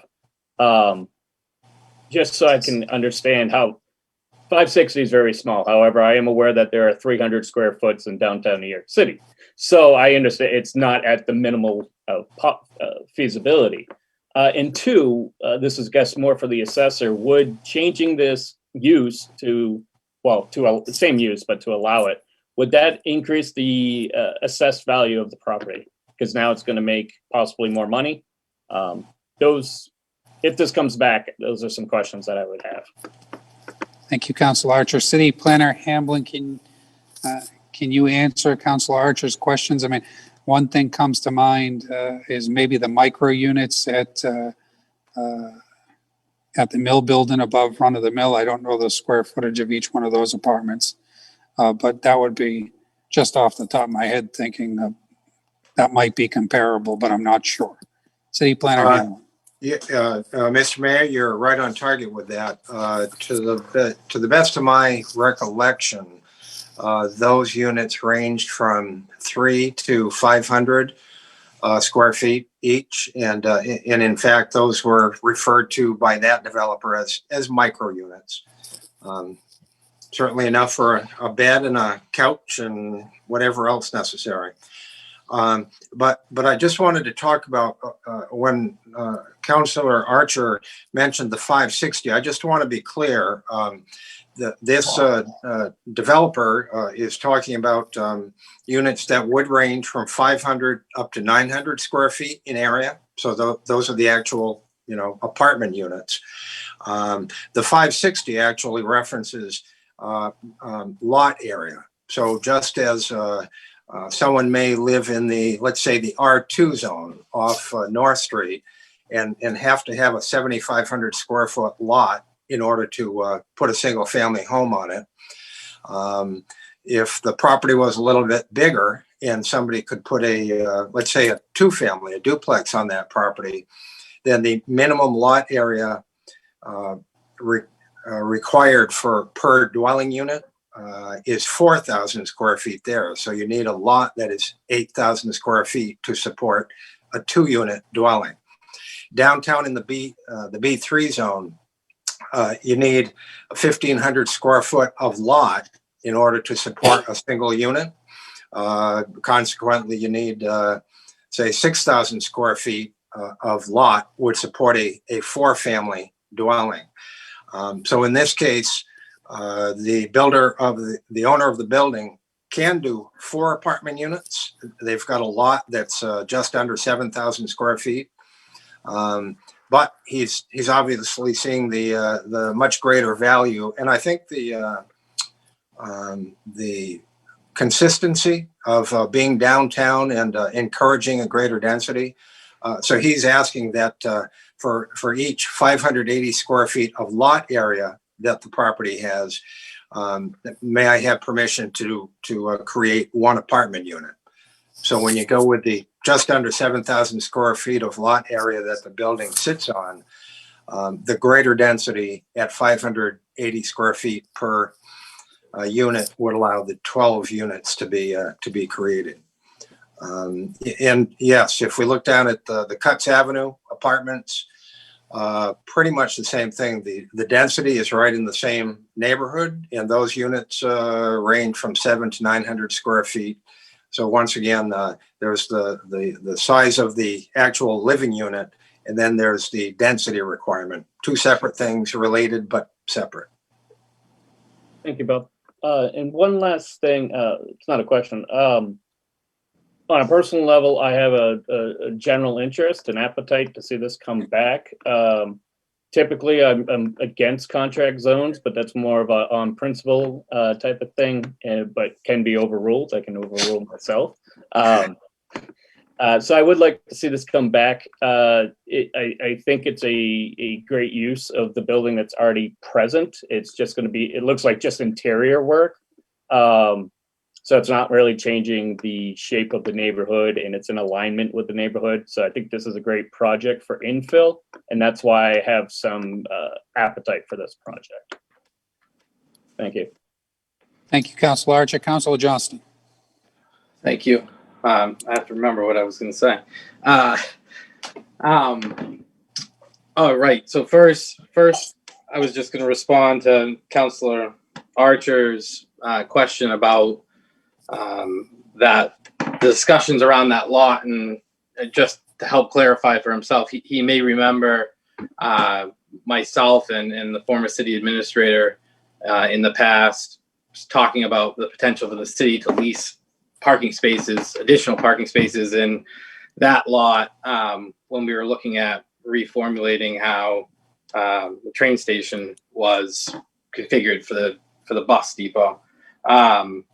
So that's probably where you first heard it, and I don't think that the spaces that are going to be set aside for this project will really have that much impact on other available spaces if that comes to fruition in the future. So second, I don't really need to address it anymore because the city planner did a very good job at explaining the difference between square foot per unit and per lot, or per unit per lot.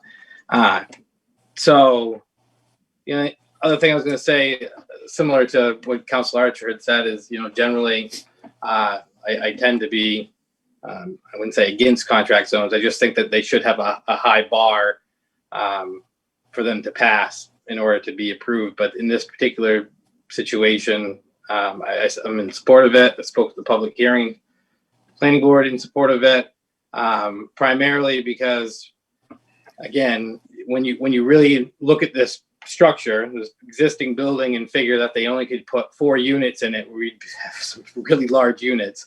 And, you know, during this revision, the zoning revision process, we attempted to address the density of the downtown. And, you know, I can't recall exactly how we ended up with NA or not applicable, but I think it's because we couldn't arrive. We were stuck somewhere between 500 and 800 square foot.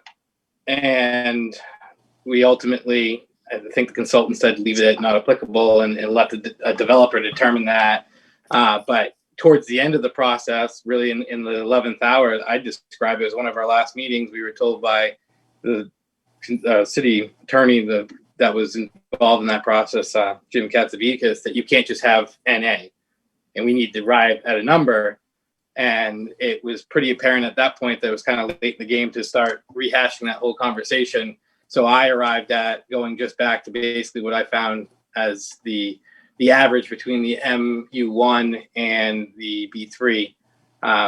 So I'm just bringing that up because it's something that still needs to be addressed in the future when we look to do another revision to the zoning ordinance. So thank you. Thank you, Councilor Johnston. Any other questions from council?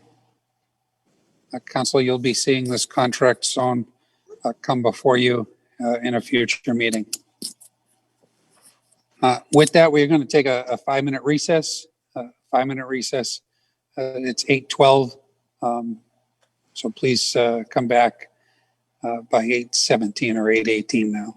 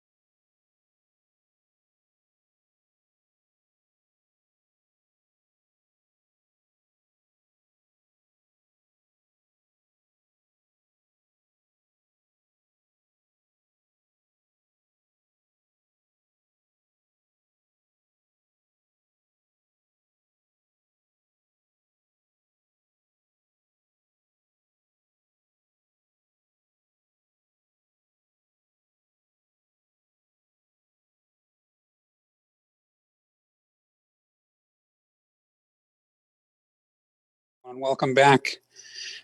Thank you. Call the meeting back to order at 8:21, following recess at 8:13. The next item of business is item B, and that is Chapter 81 Camp Ellis Parcels, Chapter 81 review, and that is slated for Councilor Berman. Councilor Berman, you're slated as the council resource. Would you like to remain the council resource? Yes. Thank you. And with that, I believe we're going to get a presentation from City Planner Bob Hamlin. Bob, you're muted at the moment.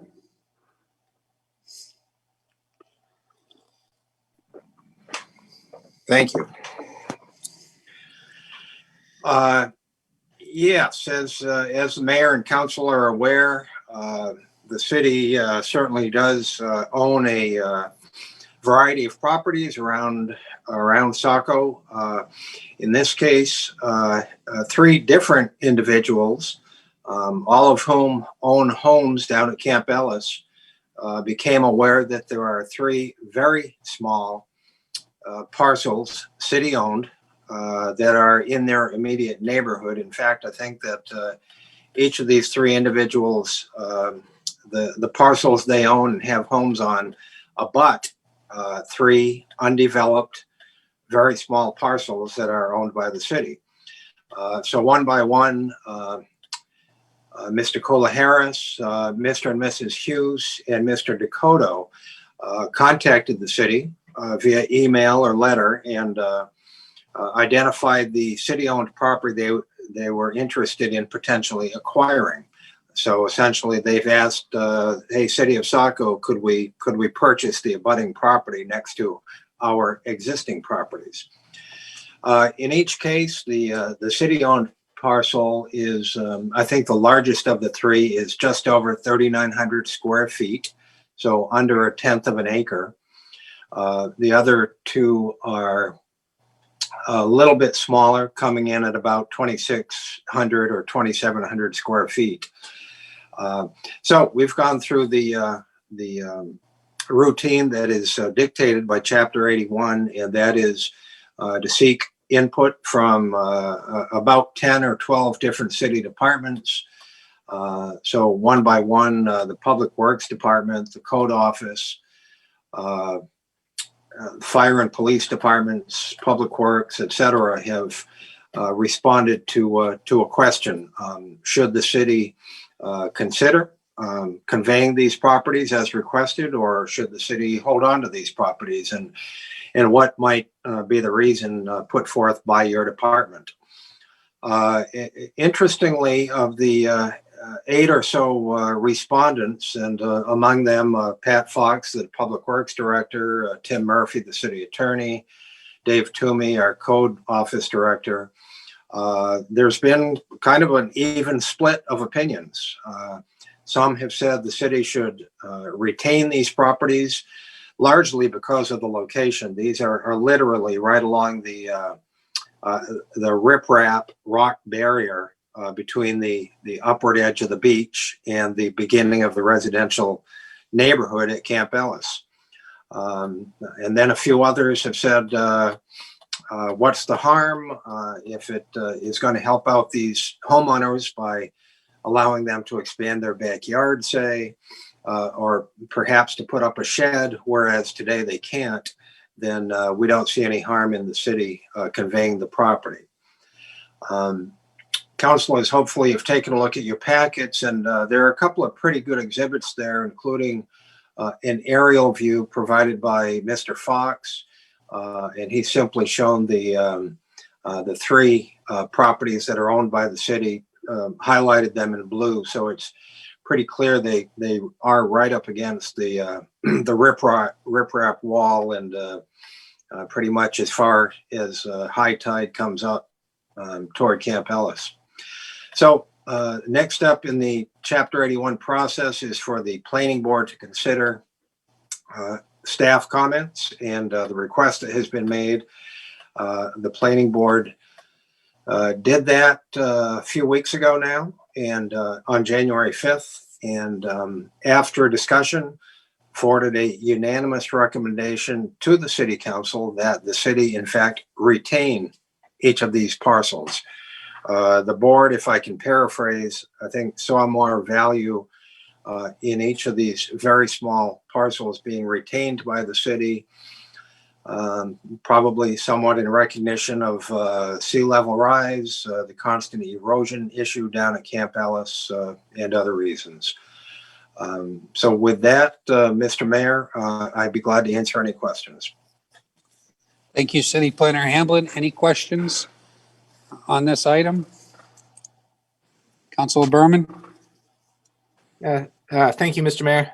Thank you, Mr. Hamlin. I've just a couple of questions, some of which I've already asked you via email a little bit, but have kind of follow-up questions. One is, as I understand it, part of the city's concern is the ability to gain access to these properties for the maintenance of the coast and to combat erosion. Would it be possible to convey the properties but maintain a right of access for the city to engage in that kind of work? Councilor Berman, in my opinion, absolutely yes. And as you've probably seen in the some of the staff comments, the city attorney agreed with Code Officer Toomey's opinion that he saw no reason not to convey the properties. And Tim also added, if these lots are do impact or are impacted by the beach dune area, that it would be easy enough to include easement language in the deeds of conveyance, reserving rights for the city and or another party, for instance, the Army Corps of Engineers, to be able to access each of these small parcels and to travel across them and or use them for whatever maintenance reasons may be necessary.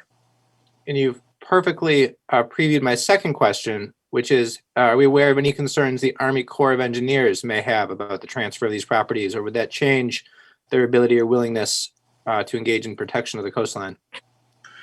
That I do not know, Counselor. I would have to look into that further. Thank you. Thank you, Councilor Berman. Councilor Archer?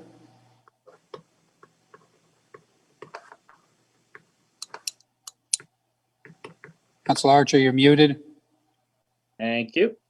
To be honest, at this point, I don't know where I stand. I potentially see pros and cons. I can see both sides of this. So I guess my questions before it would even come back are, if we were to sell them, what would we sell them for, give or take? I understand a range would be most appropriate. What kind of taxes would this sale bring in, taking a city property and putting it into private hands? What would that be?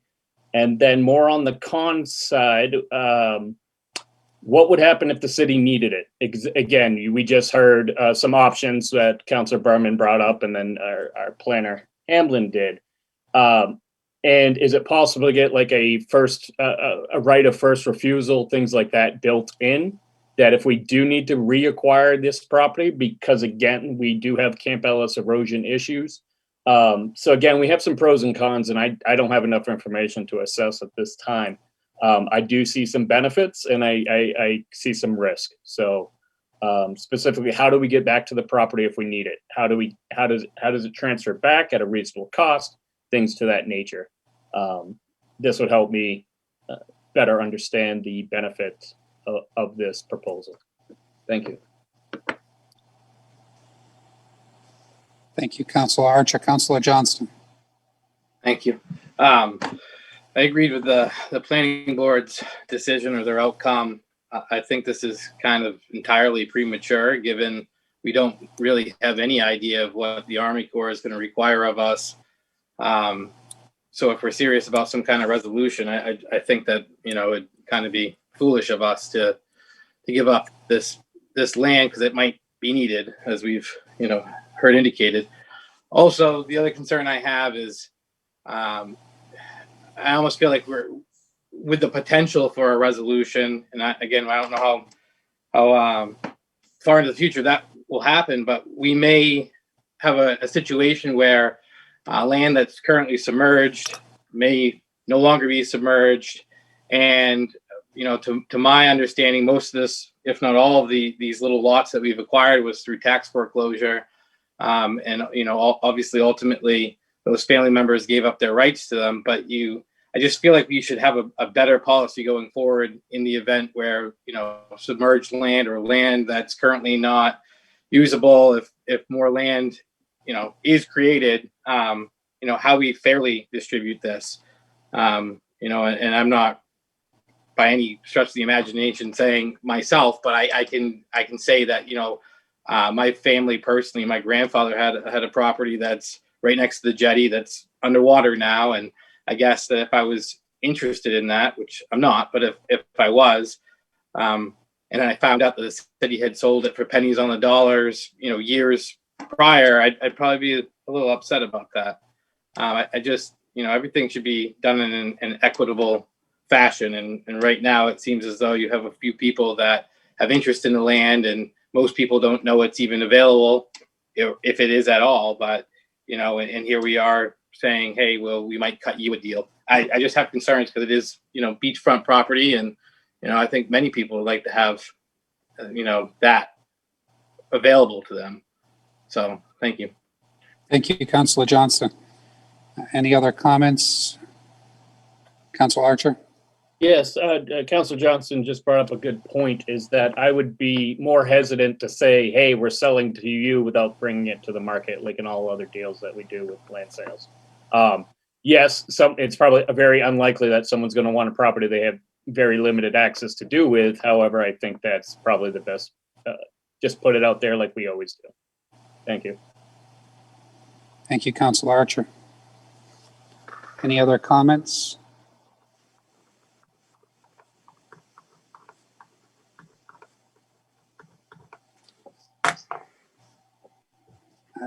Council, I think if there's no objection, I'm going to allow for Mr. Jack Hughes to speak if there's no objection.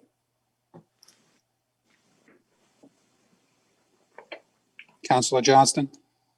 Can you be clear as to who Mr. Jack Hughes is? This is a new business item. It's not a public hearing. I think we're kind of going down a path we might. Jack Hughes, I think, is the person interested in buying the properties. Yes, Jack and Suzanne Hughes are one of the, are a couple, and interested in buying the parcel identified as tax map 1, lot 36.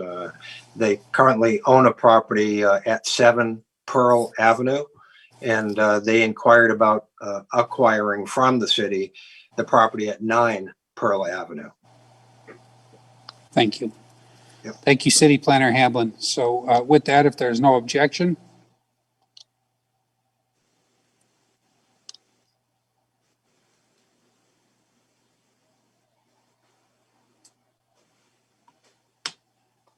Jack, Jack Hughes, you're being allowed to speak. Please go ahead and unmute and provide your comments to the council. Hi, can you hear me okay? We can hear you. Good. I appreciate all the discussions, and I've sat through a couple city planning meetings and appreciate the efforts from all of you for the time you give on these issues. I regard this not as much of a piece of property that I'm taking away from the town and would put a fence around it. It is immediately adjacent to our cottage there, and we understand the erosion issues in Camp Ellis as well as anyone. We had a wonderful big beach a year ago that is now gone, and every year that we go up, that piece of property that we're talking about has been devastated by the winter, and literally I invest my own money to bring in new sand to make it into a piece of property that is not further eroding. I have absolutely no issues with granting access to the Army Corps of Engineers or the town of Saco for anything they would like to do to help us deal with the erosion issues in Camp Ellis. It is a piece of property that was actually owned by our neighbor Paul Dakota, who gave it to the city because he no longer wished to pay taxes on it. I don't share that same view. I think that's a very valuable piece of land, as I think a number of you folks have commented on. I'm perfectly willing to buy it. I'm perfectly willing to pay taxes on it. And I'm perfectly willing to grant the city of Saco any access they need. But it is a not buildable lot. I don't want to have somebody buying it and putting a tent up on it. But I do think that we would treat it with respect. We love Camp Ellis. We think it's one of God's greatest gifts on earth, and we would just like the opportunity to have our backyard be ours. And we would be willing to do whatever we need to do it, including granting whatever access you folks think is appropriate.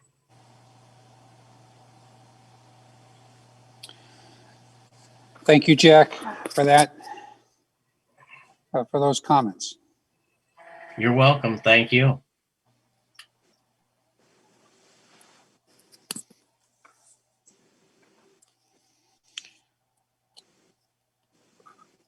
Any other questions at this time?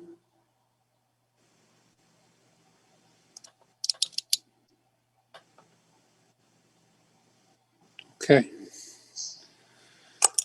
Thank you, Council. Moving on to item C.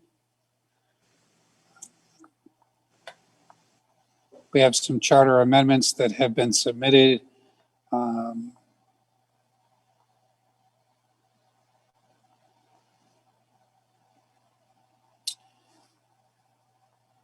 On page 141 in the packet, you have some proposed charter amendments put forth by councilors. City Administrator Kainrath, will you be reviewing these with the council? I had not intended to, since they came from you guys. They were submitted from you, but I know, I will say one thing. We do have Michelle Hughes, who emailed you, I think late last week, with some concerns she had on a few of them, and she's available for the meeting tonight. Would like to walk through some of her edits. I think they were all extremely valid and should be discussed, so maybe we could do that now also. Thank you.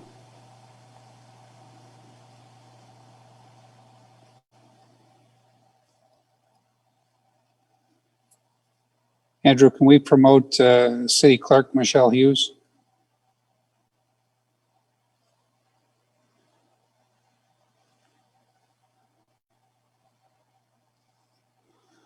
So, Council, you have some proposed charter amendments here from fellow councilors. We're going to discuss these, and City Clerk Hughes is going to enlighten us in case you haven't seen the email with some of the issues that she has identified, and then it's in your hands as the council. So, welcome, City Clerk Hughes. Thank you for joining us this evening.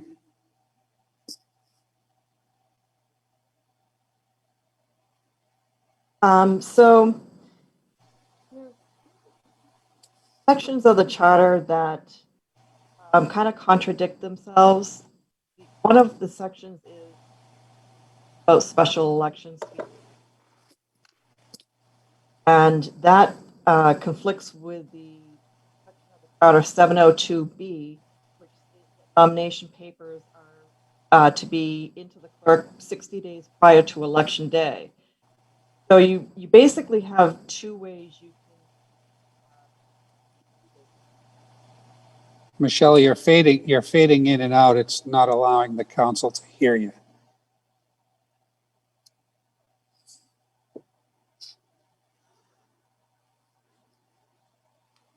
You may want to turn off your video to get more bandwidth to provide comments.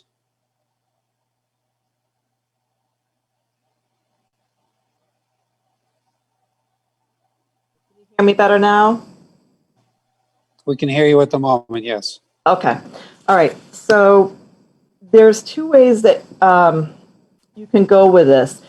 If you want to have the regular nomination process do the full length, which is 40 days, then you would need to extend the special election time period from 60 days out to 105. Also go a different way, which would be if you want to keep the 60-day special election time period, do that. But what will happen is that will shorten the nomination period to roughly about 20 days. That would give 20 days for the nomination period. That would give me 8 days to work with the vendors to get the ballots done. And that would allow 30 days in order to have absentee ballots available for the public. And it would be a hand count election. And in this case, what you would do is in 702B, there should be some language added in there that on special elections, that nomination papers be in, say, 40 days before election day. Right now, it's really not clear. It says you have elections 60 days in several sections of the charter.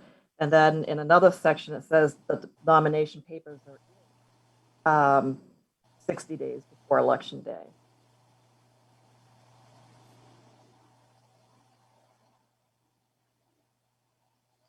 The other charter amendment that I wanted to bring up was recall section 803.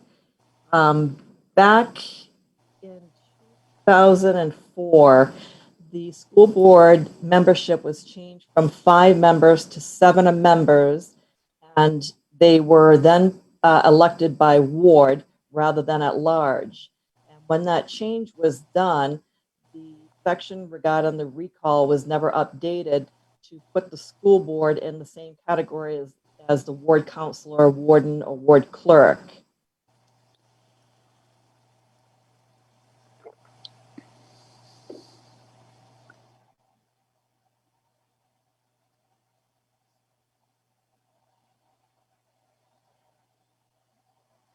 So those are basically the 2 items that I had.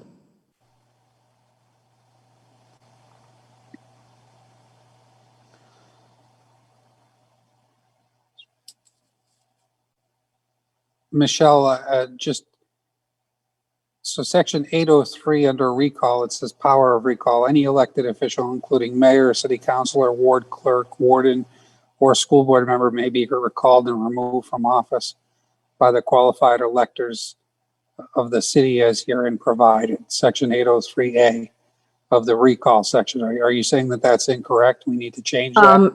It is section 803, but it's section D. Okay. Because it lists the school board members as being the same as the mayor, like at large, when they were actually changed wards, and it should be down the same as the ward counselor.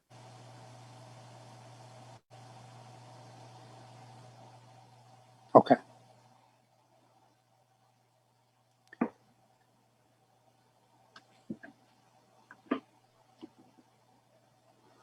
So really the difference here, Michelle, is the 15% threshold. The current 15% threshold for the school board is the same as the mayor, which is 15% of everyone that voted, versus the individual counselors, which is 15% of that individual ward. Correct. Yes. Okay, I just wanted to clarify that for everyone out there. Any other issues that we should be looking at? Well, the only other one is on section 2.06C1.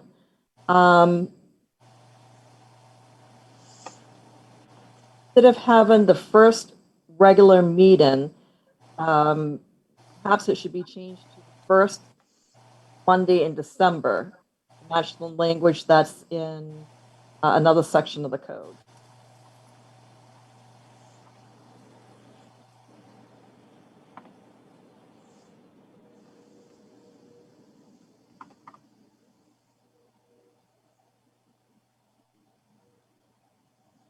Under 206C.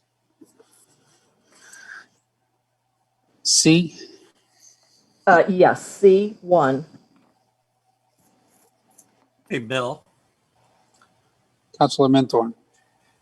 This was the language we edited in a couple, 3 weeks ago when we were seeing that December 1st, given all the recalls that were going on in some state, we chose to edit, instead of calling it the first meeting in December, change that to the first regular meeting after certification of the results of the next regular municipal election.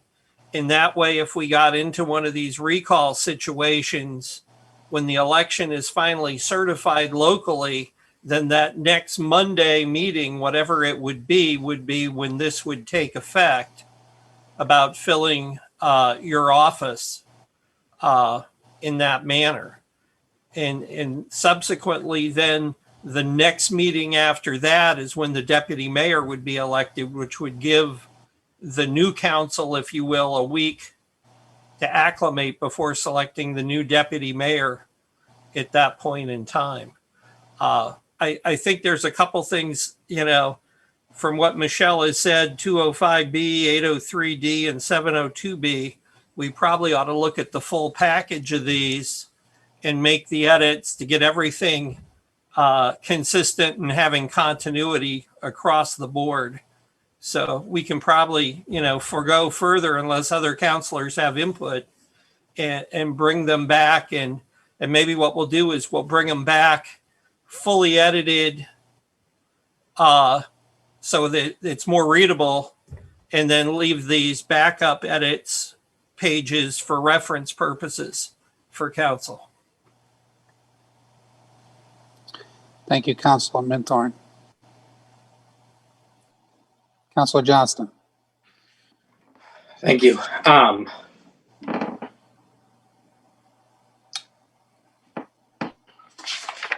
I guess my question, I just heard what Councilor Minthorn said, and obviously this is the early stages, and this has to go through a 3-meeting process. But you're looking to do changes to the charter in November of next year, so there really isn't all that much of a rush, correct? It would be this coming November. Right, I'm sorry, I forgot we're in the new year. Right, so 9 months from now, basically.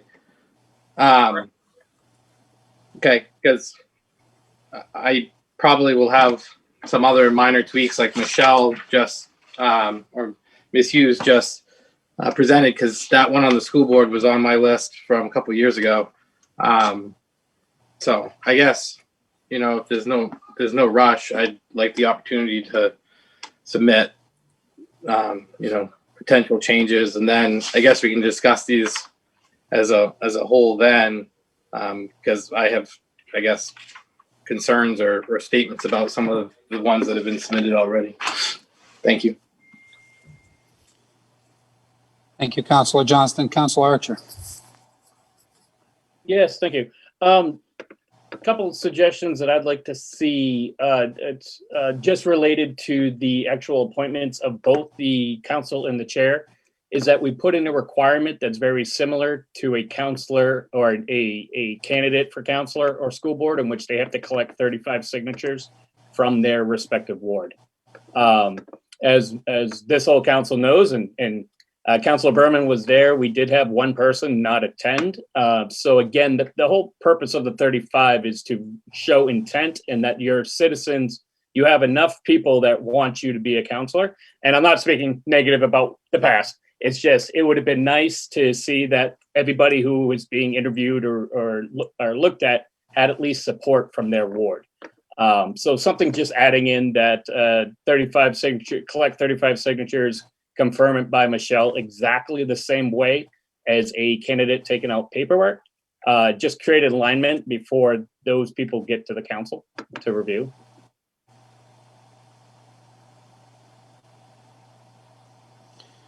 City Clerk Hughes, is there any provision about doing that type of endeavor?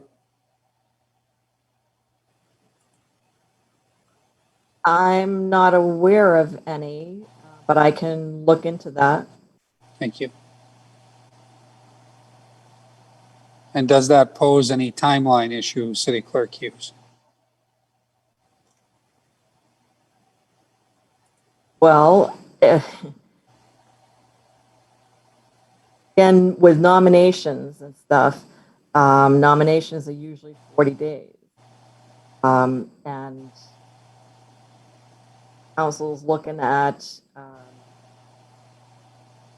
in the 60 days for the elections, and amend the charter to reflect that nomination papers are in 40 days.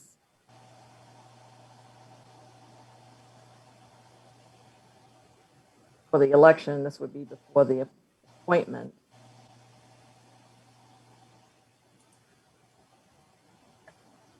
Cutting that down. I would have to actually check with Tim Murphy on that, because there is some language in the law that I'm not too familiar with. I'd like to have a little bit of guidance from Mr. Murphy before I actually.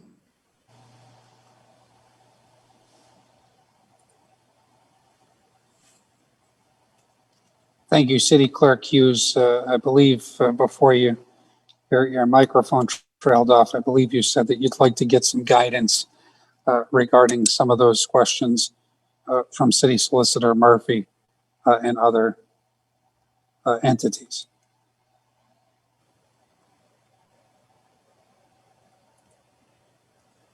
Yes. Thank you. Any other discussion on charter updates? Again, if you have any additional charter updates that you would like to submit, please submit those to City Administrator Canrath so he can assign staff to review those, and present any information that to support them or why they might be not supportable.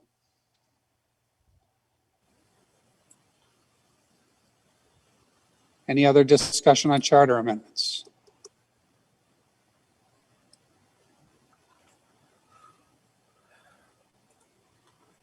Okay, moving on to item D, which is page 149 in your packet.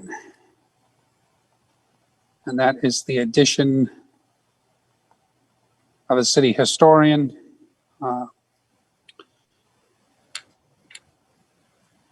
And this is a new business item that is coming back. There is some documentation that was provided. And what you're seeing is a proposed revision to the Saco City Code to add in the title of city historian.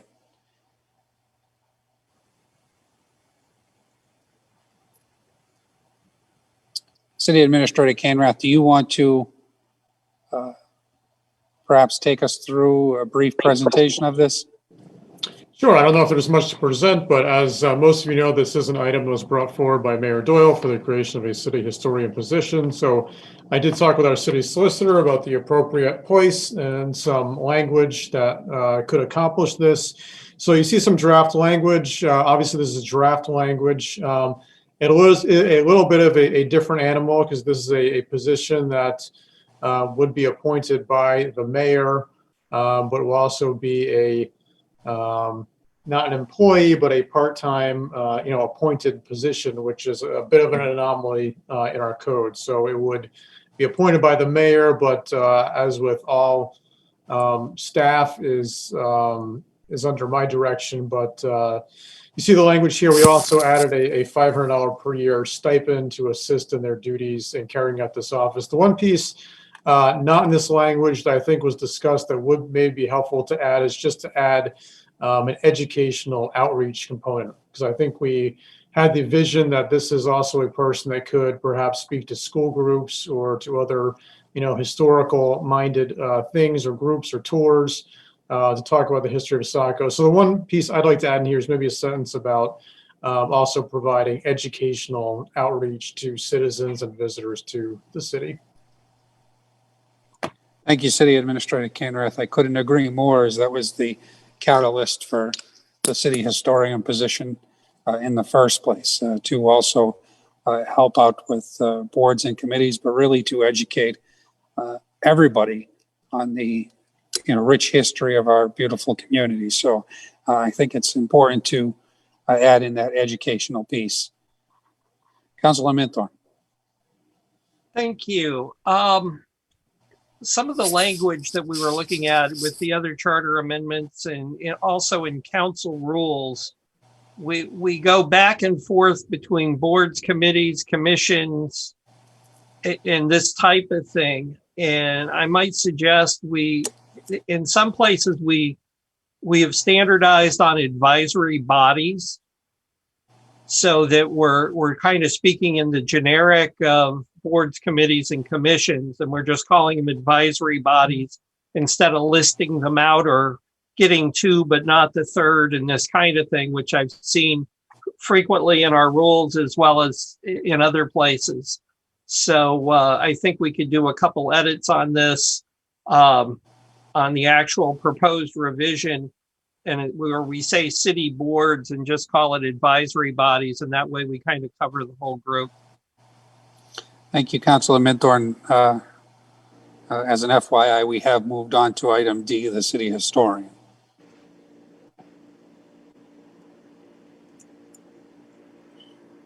That is in that motion on page 150. In the fifth line down, we have council, city staff, and to those city boards who may benefit from them. And Are you suggesting we need to broaden that? Well, I think calling it advisory bodies and having that be the new term, or the term that we use consistently throughout our ordinances, as well as charter amendments and that kind of thing. So we standardize, because I mean, there are so many places where we talk like, if we look on 149 in the second sentence on background, or the second line on background, we talk about boards and committees, but we've omitted commissions. And there seems to be a randomness to how we describe these committees, boards, and commissions throughout our documentation of our city. And I'm just suggesting that if we call them advisory bodies, we kind of clump them all in, irrespective of how any particular one is named. Thank you, Councilor Minthorn. Councilor Johnston, then Councilor Gunn. Councilor Johnston. Thank you. I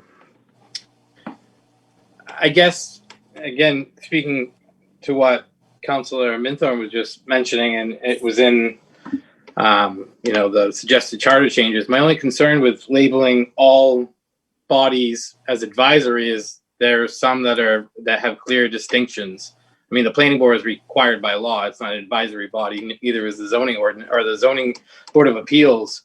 So I understand trying to clarify it, but I think we could perhaps run into an issue where we just list advisory bodies, and then you have, several other bodies that don't really fall into that, and there could come a time where that's somehow used against us or the city in a way.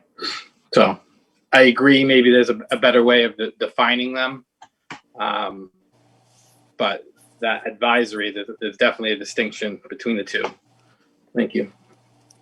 Thank you, Councilor Johnston. Councilor Gunn. Thank you, Mr. Mayor. I guess to piggyback on those 2 points, and to what you had brought up of how the historian would be sort of vis-a-vis the other boards, committees, et cetera. Essentially, would the historian I guess for lack of a better term, legally be essentially a one-person advisory committee, in the sense that, like you said, that they would operate throughout the city, throughout the boards as needed. Would they be under the direction of the mayor and or the city administrator, or be their own volition? I mean, how would that stand? The office of the city historian shall be supervised by the city administrator. Supervised, I mean, that's, since we're not talking city staff, that's why I thought that was a little vague. That's why I asked for a little more clarification.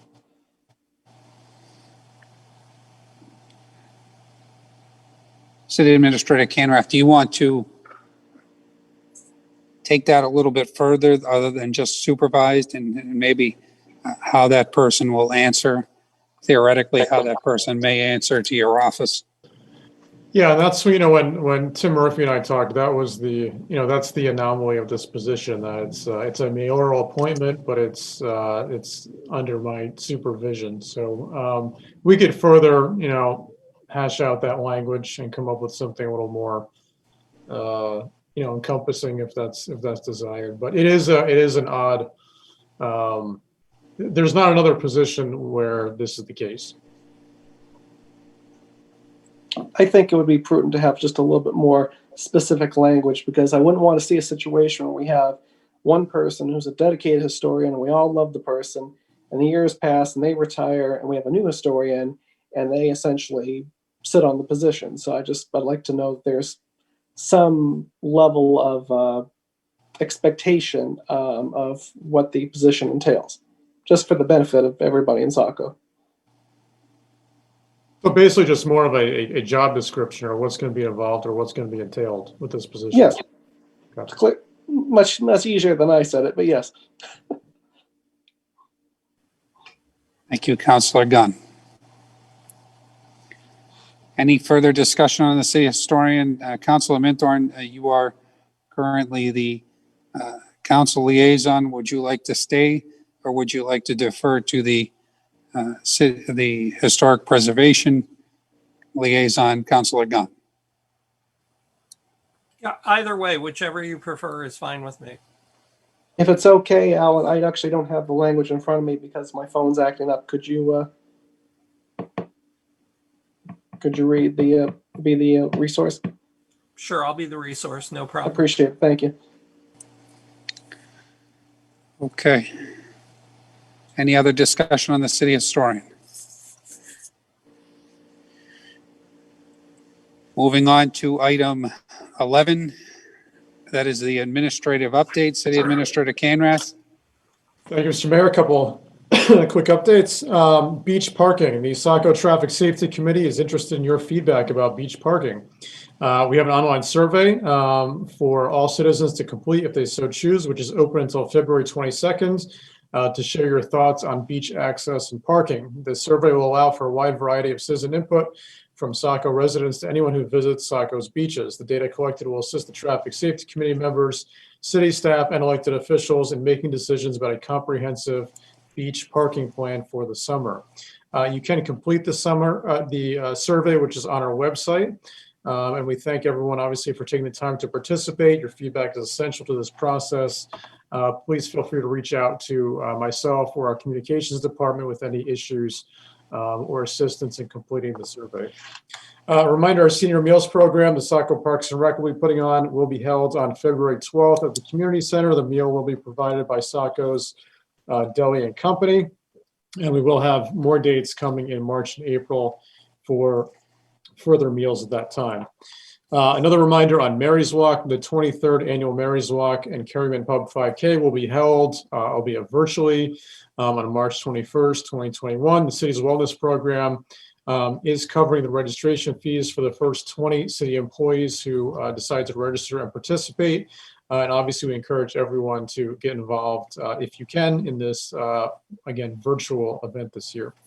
Lastly, my next open office hours date will be February 23rd from 3 to 5 in the City Hall Auditorium. And of course, all residents and local business owners are welcome and encouraged to attend and come and share their thoughts, views, concerns, or complaints. Happy to take any questions. Thank you. Thank you, City Administrator Canrath. Any questions for the City Administrator?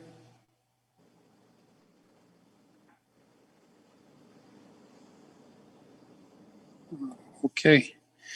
Moving on to item 12, council discussion and comment. Councilor Minthorn? Yes, thank you, Mayor. Just wanted to add one further piece of information regarding transit.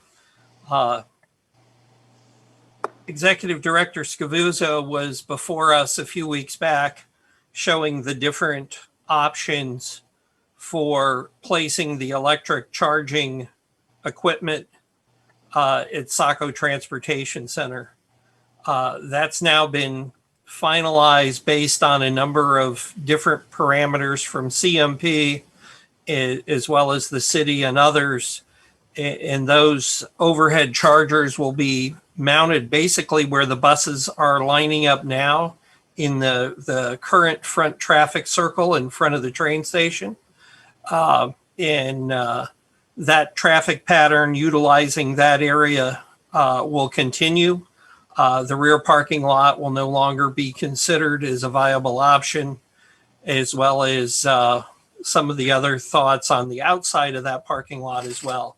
So those have all come off. So it's strictly, we're going to be out in front like we are currently, and you'll see some new additional hardware installed probably over the next 6 to 8 months. Thank you. Thank you, Councilor Minthorn. Councilor Johnston? Thank you. I've just got 2 items that I just would like to bring forward to council and staff as things I'd like to see us take up. And the first one is, you know, as we're doing subsequent amendments to the zoning ordinance, you know, one of the things I had hoped to get done during the revision process that we just never really had time for was to have the contract, every contract zone agreement that we have be added to the ordinance as an addendum. I mean, I think that long before even my time, it was always kind of hard to find where this information is, and having it available in the ordinance would actually be transparent and helpful to people. So that seems like a fairly simple thing, and it's really not reinventing the wheel because several other communities currently do it that way. And then the other one is something I brought up, probably 2 years ago now with the prior city administrator. And that was creating a FOIA library online where requests would come in, it would be posted so the public could see it, and whatever information was part of that FOIA request would then be posted online. I'm assuming that, you know, it probably didn't go anywhere because it was probably maybe a staffing issue or whatnot, but it's something I'd like brought back up. City of Biddeford does it, and I find it very transparent and effective in that sense. And, you know, it really could go ways to, you know, helping lessen the load, I would think, on city staff as far as them not having to repeat the same information or, you know, compile the same information that may have been requested by somebody else. If we just throw it up online, the public could find it and wouldn't have to have, you know, multiple FOIA requests for the same information. So, thank you. Thank you, Councilor Johnston. Any other council discussion and comment? The only thing I'd like to make everyone aware of is the Age-Friendly Saco is hosting another Farmers to Families event February 10th at the Saco Middle School from 9 to 12 p.m., 9 a.m. to 12 p.m. Native Maine Produce of Westbrook, Maine will be supplying the boxes. Anyone is eligible. Should you be unable to pick up a box for yourself, call Age-Friendly Volunteer Lynn Steed at 494-8662 to have a box delivered. Be sure to leave your name, address, and telephone number should you leave a message, and the volunteers will deliver your box. Again, Farmers to Families food box distribution, free to anyone while supplies last. February 10th, 9 a.m. to 12 p.m. at the Saco Middle School, 40 Buxton Road in Saco. With that, moving on to item 13, executive session. Is there a motion to enter executive session? Yes, Mr. Mayor, there is. Be it ordered, the city council enter into executive session pursuant to MRSA Title I, Chapter 13, Subchapter 1, 4056A, Personnel Matters. Motion's been made by Councilor Minthorn. Is there a second? Second. Second by Councilor McPhail. Discussion? Roll call vote on entering executive session. Councilor Archer? Aye. Councilor Purdy? Yes. Councilor Gunn? Yes. Councilor Berman? Yes. Councilor Minthorn? Yes. Councilor McPhail? Yes. Councilor Johnston? Yes. Motion passes 7-0 to enter executive session at 9:12. Please migrate over to the Zoom invite that City Administrator Canrath sent out to you earlier this evening.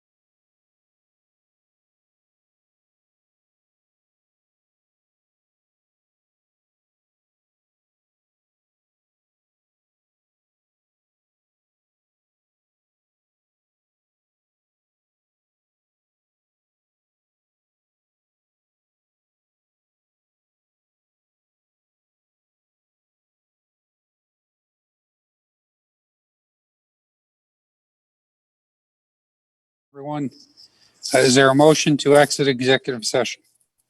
Yes, Mr. Mayor, be it ordered, the city council exit executive session pursuant to MRSA Title I, Chapter 13, Subchapter 1, Section 4056A, Personnel Matters.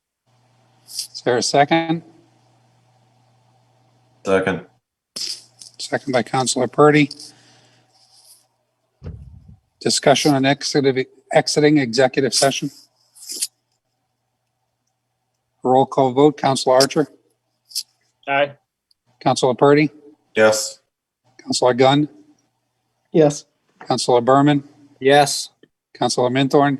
Yes. Councilor McPhail. Yes. Councilor Johnston. Yes. Motion passes 7-0 to exit executive session at 9:58 p.m. Is there a report from executive session? Mr. Mayor, there is no report. No report. Thank you. Is there a motion to adjourn? So moved. Councilor Minthorn, is there a second? Second. Second by Councilor Archer. Discussion on adjournment. Roll call vote. Councilor Archer. Aye. Councilor Purdy. Yes. Councilor Gunn. Yes. Councilor Berman. Yes. Councilor Minthorn. Yes. Councilor McPhail. Yes. Councilor Johnston. Yes. Motion passes 7-0 to adjourn at 9:59 p.m. Thank you, everyone, for a great evening of discussion. Be well and stay safe.